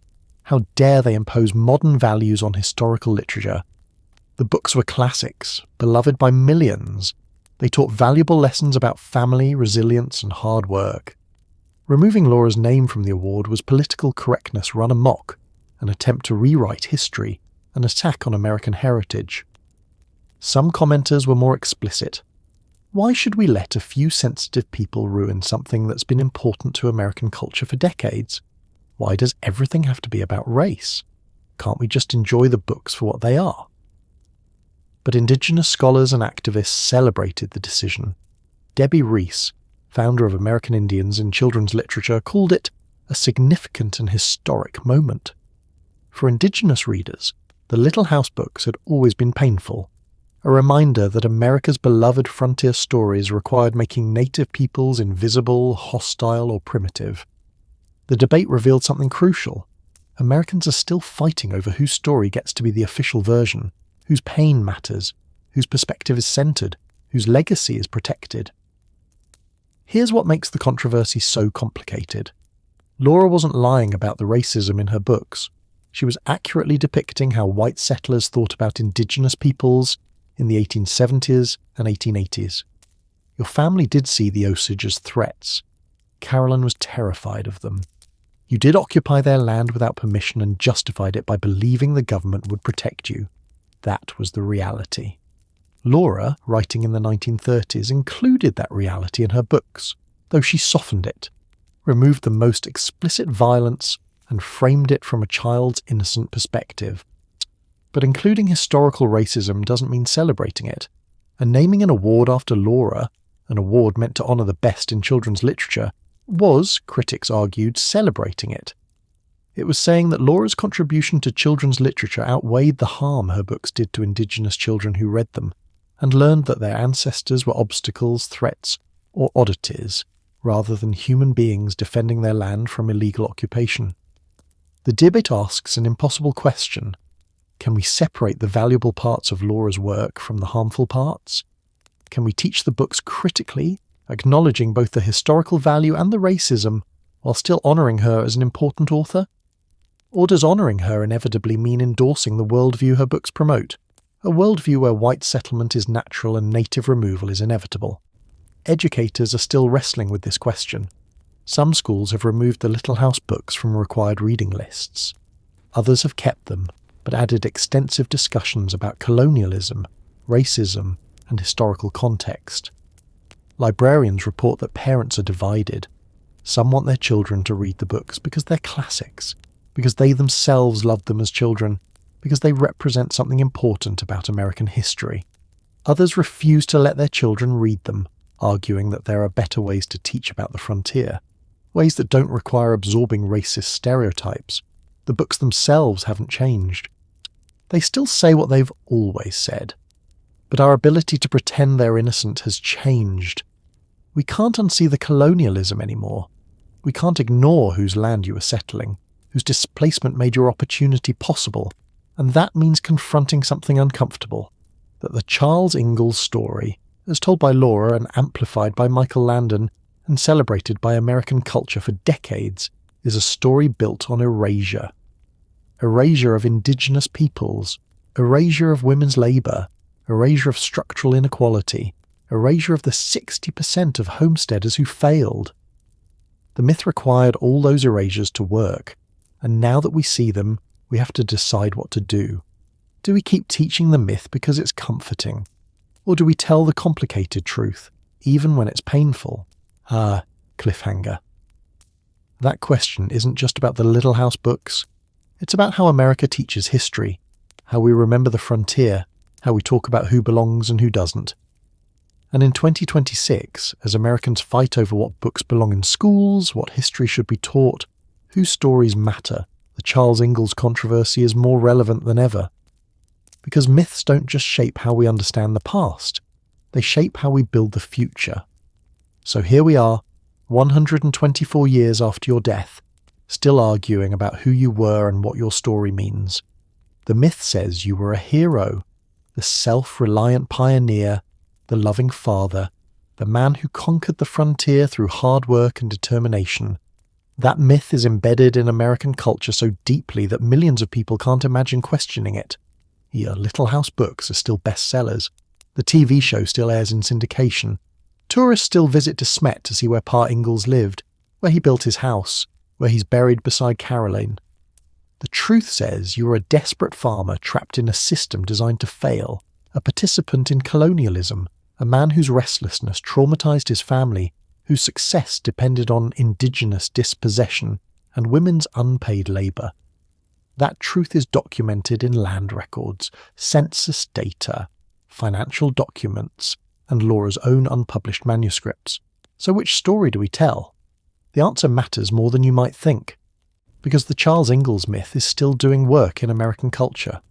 It's still teaching people that self-reliance is possible, that individual effort can overcome structural barriers. That hard work is always rewarded. It's still reinforcing the belief that America's westward expansion was heroic rather than colonial, that frontier settlement was opportunity rather than theft. That myth shapes policy. It shapes how Americans think about poverty, about government assistance, about who deserves help and who deserves blame. It shapes the belief that people who struggle are just not trying hard enough, that success is always available to those who want it badly enough. And that belief is dangerous, because it ignores structural barriers. It ignores systemic inequality. It ignores the reality that most homesteaders failed, that the frontier was designed to benefit corporations rather than families, that survival often required community support and government infrastructure rather than pure self-reliance. The myth says Charles Ingalls succeeded through hard work. The truth says he barely survived, and only because of factors beyond his control: Caroline's unpaid labour, government employment, community support, and finally, Caroline's refusal to follow him anymore. If we keep teaching the myth, We keep reinforcing a worldview that blames individuals for structural failures. We keep telling people that if they're struggling, it's their fault. They just need to work harder, be more resilient, try another approach. But if we teach the truth, we have to confront uncomfortable realities, that systems matter more than the individuals, that hard work often isn't enough, that the American dream has always been more accessible to some people than others. Teaching the truth is harder. It requires nuance. It requires acknowledging that historical figures were complicated, that they could love their families while also participating in colonialism, that they could demonstrate remarkable resilience while also making choices that harmed others. It requires teaching children that the frontier wasn't empty, that native peoples were defending their land rather than threatening innocent settlers, that white opportunity was built on indigenous dispossession. It requires acknowledging women's labour, making visible the cooking and cleaning and sewing and childcare that made frontier settlement possible, but was never counted as work, never compensated, never acknowledged in land claims or historical narratives. It requires being honest about failure, about the 60% of homesteaders who couldn't make it, who gave up and went home or moved again or died trying, about the environmental disasters that weren't just bad luck, but predictable consequences of settling land that couldn't support farming without irrigation. Teaching the truth means giving up the comforting story of Pa Ingalls, cheerful pioneer, and replacing it with something messier. Charles Ingalls, desperate farmer, loving father, participant in colonialism, man trapped by systems larger than himself. But that messier story is more valuable because it's real. And reality is what we need if we want to build better systems, if we want to understand how inequality works, if we want to stop blaming individuals for structural problems. So what do we owe Charles? We owe him honesty. We owe him the dignity of being seen as fully human. Flawed, complicated, he is shaped by his time, but also making choices that had consequences. We owe him acknowledgement of his genuine love for his family, his remarkable persistence, his eventual willingness to stop running and build a life in one place. But we also owe him accountability. We owe it to the Osage whose land he occupied. We owe it to Caroline, whose labour made his dreams possible. We owe it to the millions of homesteaders who failed and whose stories got buried beneath the mythology of frontier success. And we owe ourselves the truth, because myths feel good, but they don't help us understand how the world actually works. The Little House books aren't going away. They're part of American cultural heritage now, embedded too deeply to erase even if we wanted to. The TV show will keep airing. Tourists will keep visiting De Smet. Children will keep reading about Pa and his fiddle and the little house in the big woods. But we can change how we teach those books. We can add context. We can acknowledge the racism, the colonialism, the erasure of women's labour and indigenous peoples. We can teach children to read critically, to ask whose perspective is centred and whose is missing, to recognise that beloved stories can contain harmful ideas. We can honour Laura as an important author while also acknowledging that her books reflect the racism of her era. We can appreciate the TV show as culturally significant entertainment, while also recognising that it sanitised history and created a mythology that obscures reality. We can hold both truths, that the Little House stories have meant something important to millions of readers, and that those stories are built on erasures and falsehoods that have done real harm. That's uncomfortable. It requires living with ambiguity, with the tension between loving something and recognising its flaws, but discomfort is often where real learning happens. Charles, you've been dead for 124 years. You never meant to become a symbol. You never asked to represent American frontier values. You were just a man trying to feed his family, trying to find a place where you could stay, trying to survive in a system that was designed to break people like you. Laura made you into something bigger. Michael Landon made you into something even bigger. And American culture has been using your story ever since. Sometimes for good, teaching about resilience and family love, sometimes for harm, reinforcing myths that obscure structural inequality. The real Charles Ingalls was more interesting than Pa from the books, more human than Michael Landon's impossibly virtuous character. The real Charles was a man who fled predators, who squatted on stolen land, who kept moving because staying still meant facing his failures, and also a man who loved his daughters, who played his fiddle to make hard days bearable, who finally found the strength to stop running and build a life that lasted. Both of those things are true, the hard parts and the beautiful parts. The complicity in colonialism and the genuine family love, the structural barriers and the personal choices, the myth and the reality. And maybe that's the real legacy, not the sanitized version Laura created or the heroic version Michael Landon performed, but the complicated truth that you were human, flawed, trapped, trying your best in impossible circumstances, making choices that hurt people while also loving your family fiercely. That's the Charles Ingalls worth remembering, not because he was a hero, but because he was real, and reality, however uncomfortable, is always more valuable than myth. Let's talk about what we haven't talked about enough. Charles Ingalls lived for 66 years. He spent 42 of those years married to Caroline. For the first 21 years of their marriage, from 1860 to 1881, he moved her and their children across 8 major relocations: Wisconsin to Missouri to Kansas to Iowa to Minnesota to Iowa to Minnesota to Dakota Territory. Caroline cooked every meal during those years. She sewed every piece of clothing. She bore 5 children: Mary, Laura, Carrie, Charles Jr., who died, and Grace, and raised them in conditions that range from difficult to life-threatening. She cleaned dugouts with dirt floors, claimed shanties with leaking roofs, hotel rooms with drunks fighting in the hallway below. She did all of this without legal ownership of any land Charles claimed, without the right to refuse a move, without wages, without recognition. And then, in the mid-1880s, when Charles proposed moving to Oregon, Caroline said no. Not politely, not tentatively, just no. "I'm staying, Charles," she said. "The girls are staying. You can go if you want, but we're staying here." And Charles, for the first time in 25 years, listened. That decision, Caroline's refusal to follow him one more time, is what finally gave your daughter stability. It's what kept Mary near the college for the blind where she'd been educated. It's what allowed Laura to court Ingalls Wilder in De Smet instead of starting over in yet another territory. It's what gave Carrie and Grace a childhood in one place, with friends they didn't have to leave behind. Caroline's no, the moment she drew a line and refused to cross it, is what saved the family. But here's the question almost no one asks. What did it cost Caroline to follow Charles for 21 years before she finally found the strength to refuse? And here's the harder question.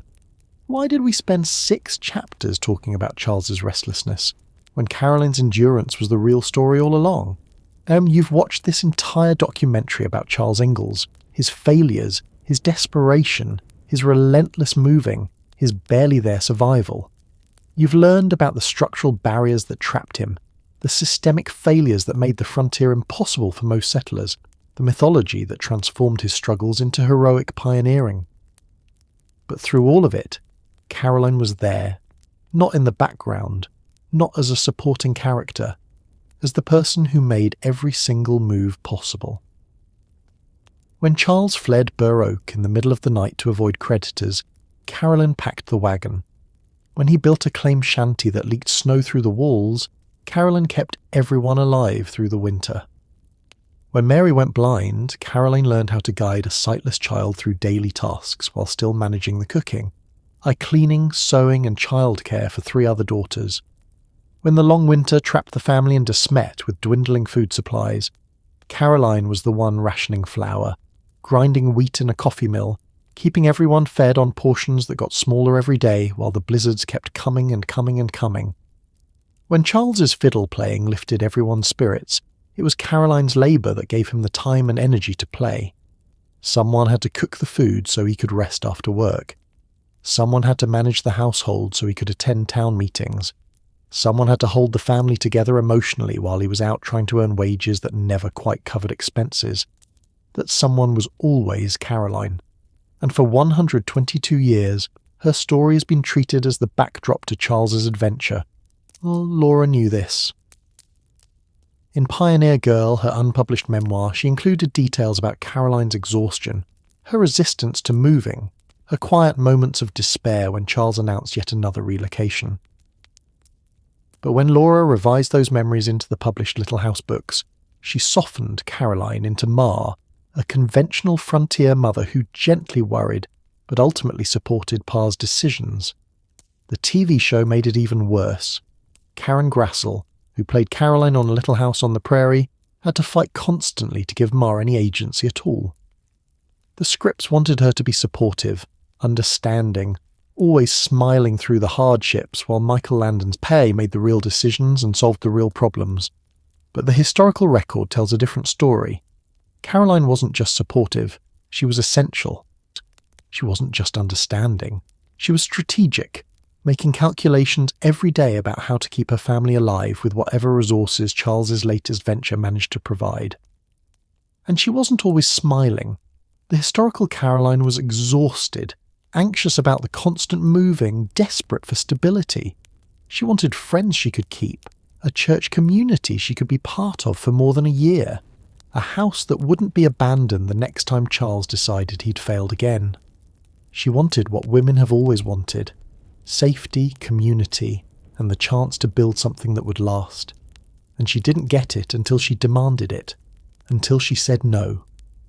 So here's what this entire documentary has actually been about.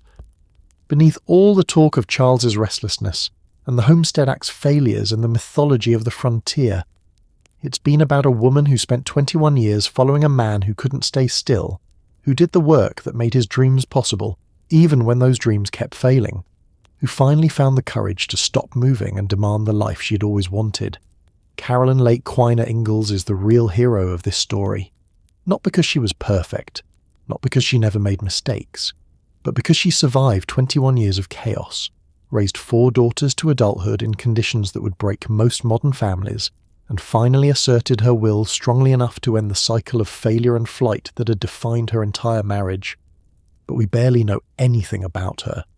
We know Charles's story, his failures, his moves, his desperate choices. But what about Caroline's story? Cliffhanger? Who was Caroline before she married Charles? What did she sacrifice when she became his wife?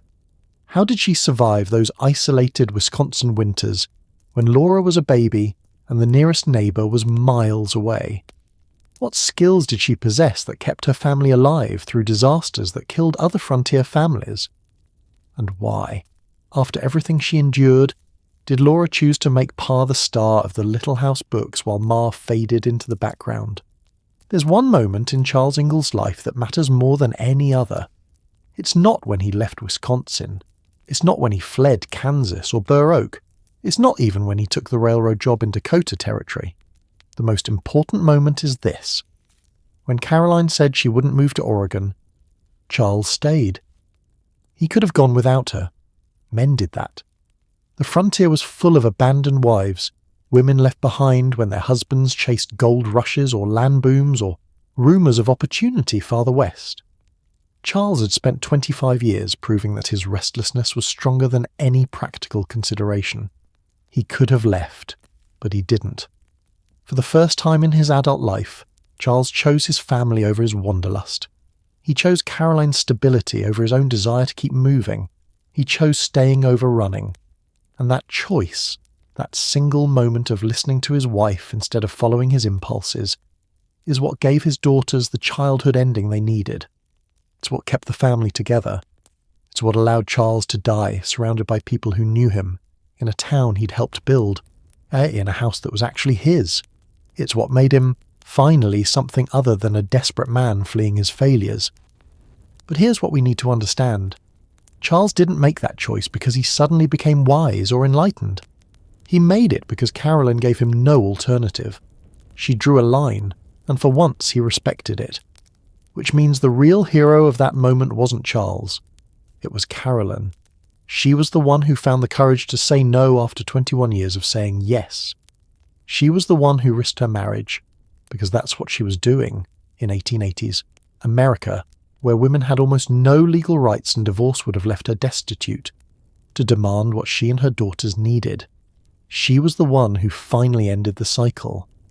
And we've been telling Charles's story as if he was the one who made that choice, as if his decision to stay was the culminating act of character development, when really it was Caroline's ultimatum that changed everything. This is what myth-making does. It takes a complicated story with multiple actors and flattens it into a single hero's journey. In the Little House mythology, Charles is the protagonist, the restless pioneer who finally finds home. Caroline is the supporting character, the patient wife who stands by her man. But the truth is more complicated and more interesting. The truth is that Caroline held the family together through every failure, every move, every crisis. The truth is that her labour, the cooking, cleaning, sewing, childcare, emotional management, medical care, was the foundation that made every homestead attempt possible. The truth is that when Caroline finally asserted herself, when she finally said enough, Charles listened. And that listening, that acknowledgement of her authority, her needs, her will, is what redeemed him in the end. So this entire documentary hasn't really been about Charles at all. It's been about Caroline. We just didn't realise it until now. Think about what we've learned over these 7 chapters. We learned that Charles fled creditors, but Caroline packed the wagon each time without complaint.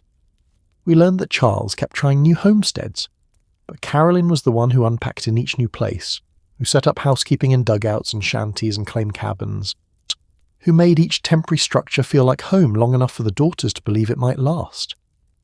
We learned that Charles took the railroad job that finally provided stable income, but Caroline managed that income, stretching $40 a month to feed and clothe 6 people through a winter that nearly killed them all.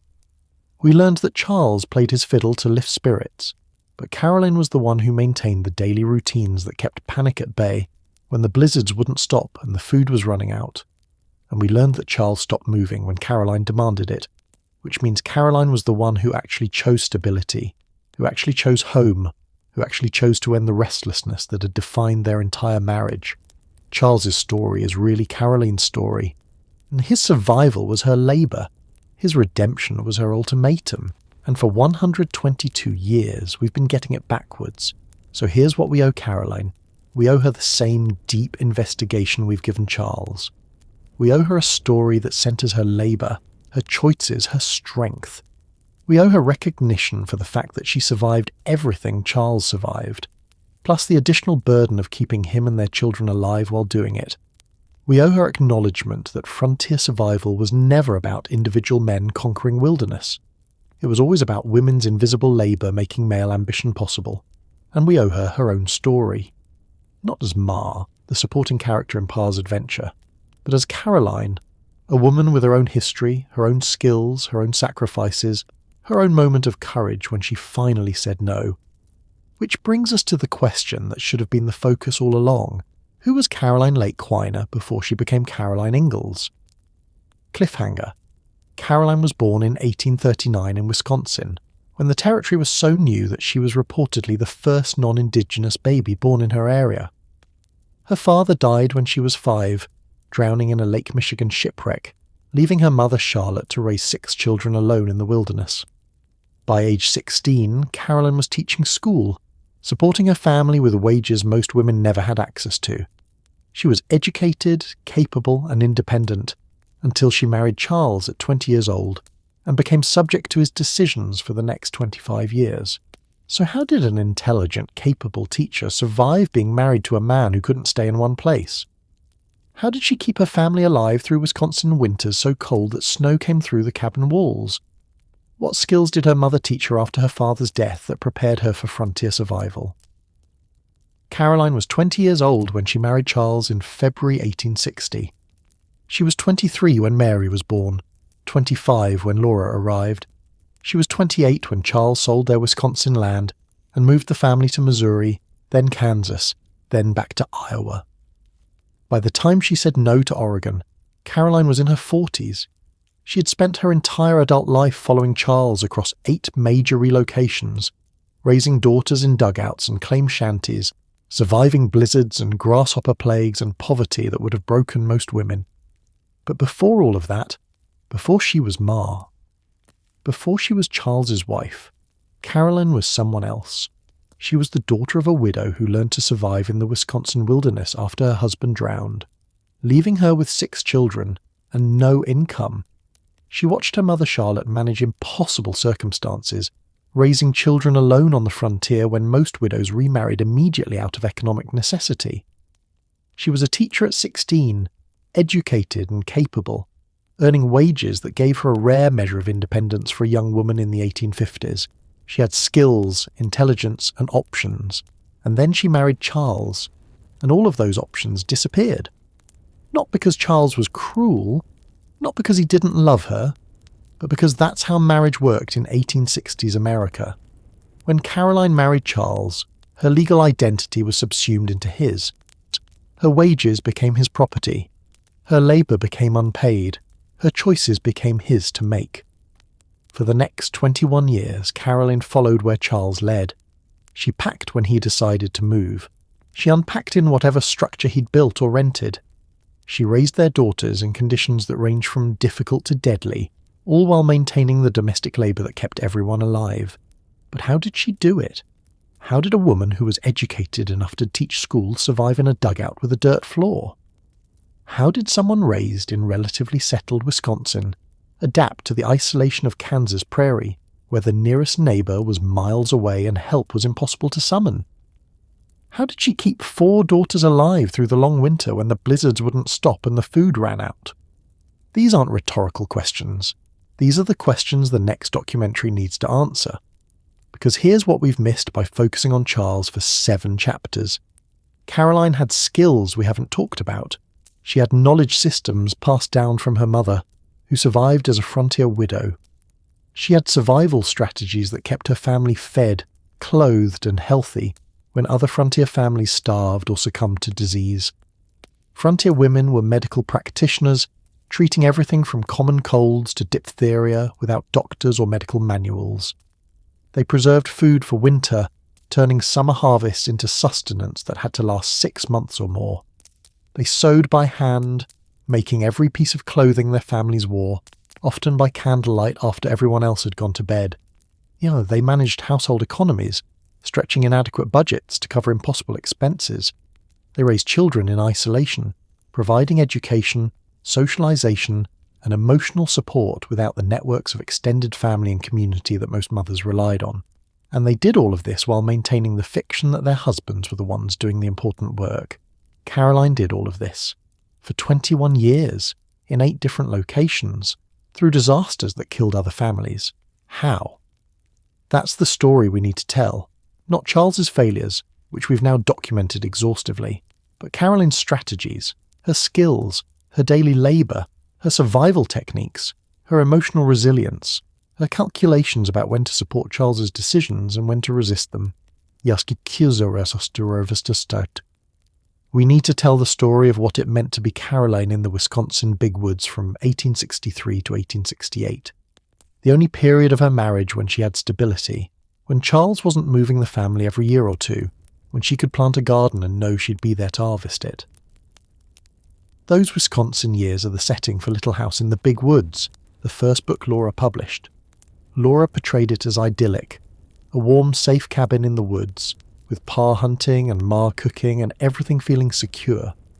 But what was it really like? What did Caroline do all day while Charles was hunting or working? How did she entertain 2 small children in a 1-room log cabin during winters that lasted 6 months? How did she preserve enough food to survive when supply lines were unreliable and the nearest town was 7 miles away? How did she manage her fear when Charles was gone and she was alone with Mary and baby Laura, miles from any neighbour, in wilderness that was only recently settled? How did she handle the isolation, the lack of adult conversation, the endless cycle of cooking and cleaning with minimal tools and resources? These questions matter because Caroline's strategies are what kept frontier families alive. Her labour is what made homesteading possible. Her skills are what made the difference between survival and starvation. And we don't talk about any of it. We talk about pa's fiddle and pa's hunting and pa's carpentry, as if those were the skills that mattered most. But the skills that mattered most were ma's, the ability to cook nutritious meals from limited ingredients, to preserve food for winter, to treat illness without doctors, To sew clothing by hand, to maintain household routines that kept everyone sane through months of isolation. Those are the skills we need to understand. That's the story we need to tell. So this documentary about Charles Ingalls has actually been a setup for the real story, Carolyn's survival. We needed to understand Charles first, his restlessness, his failures, his pattern of boom-bust flee, in order to appreciate what Caroline was managing. We needed to see the systemic barriers that trapped him, the structural failures of the Homestead Act, the impossible conditions of frontier farming, so we could understand that Caroline was surviving all of those same barriers while also managing the domestic labour that kept everyone alive. Now we're ready for Carolyn's story. We're ready to ask how she did it. What skills she possessed, what strategies she employed, what it cost her, emotionally and physically, to follow Charles for 21 years, and how she finally found the strength to say no. We're ready to centre women's labour instead of treating it as background. We're ready to acknowledge that frontier survival was never about rugged individuals. It was about families, and within those families, it was most often the women's invisible work that made survival possible. We're ready to tell the story that should have been told first, not Pa Ingalls' restless wandering, but Ma Ingalls' relentless endurance. And that story begins in the big woods of Wisconsin, in a little log cabin 7 miles from Pepin, where a young woman named Carolyn Lake Quiner Ingalls learned to survive isolated winters with 2 small daughters, limited resources, and a husband who was often gone hunting for days at a time. Little House in the Big Woods opens with these words. Once upon a time, 60 years ago, a little girl lived in the big woods of Wisconsin in a little grey house made of logs. But that's Laura's story. We're going to tell Carolyn's.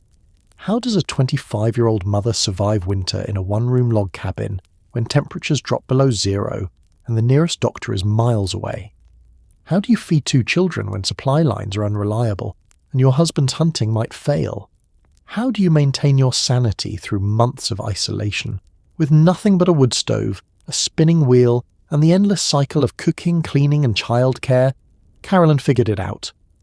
She kept Mary and Laura alive through Wisconsin winters that killed other frontier families. She maintained routines, taught skills, preserved food, and created safety in a wilderness that was anything but safe. Next time, we're going inside that little grey house made of logs. We're spending winter with Carolyn. We're learning the skills Laura watched her mother perform every single day, the skills that made survival possible, the labour that was never counted as work, the strategies that were passed from mother to daughter for generations. We're telling the story Laura almost forgot to tell, how Ma Ingalls survived the big woods. And we're starting where it really began, February 1860, when 20-year-old Carolyn Lake Quiner married Charles Ingalls and began a life that would test every skill she possessed. Next video, Ma Ingalls in Little House in the Big Woods, How Caroline Survived Isolated Wisconsin Winters, Book 1.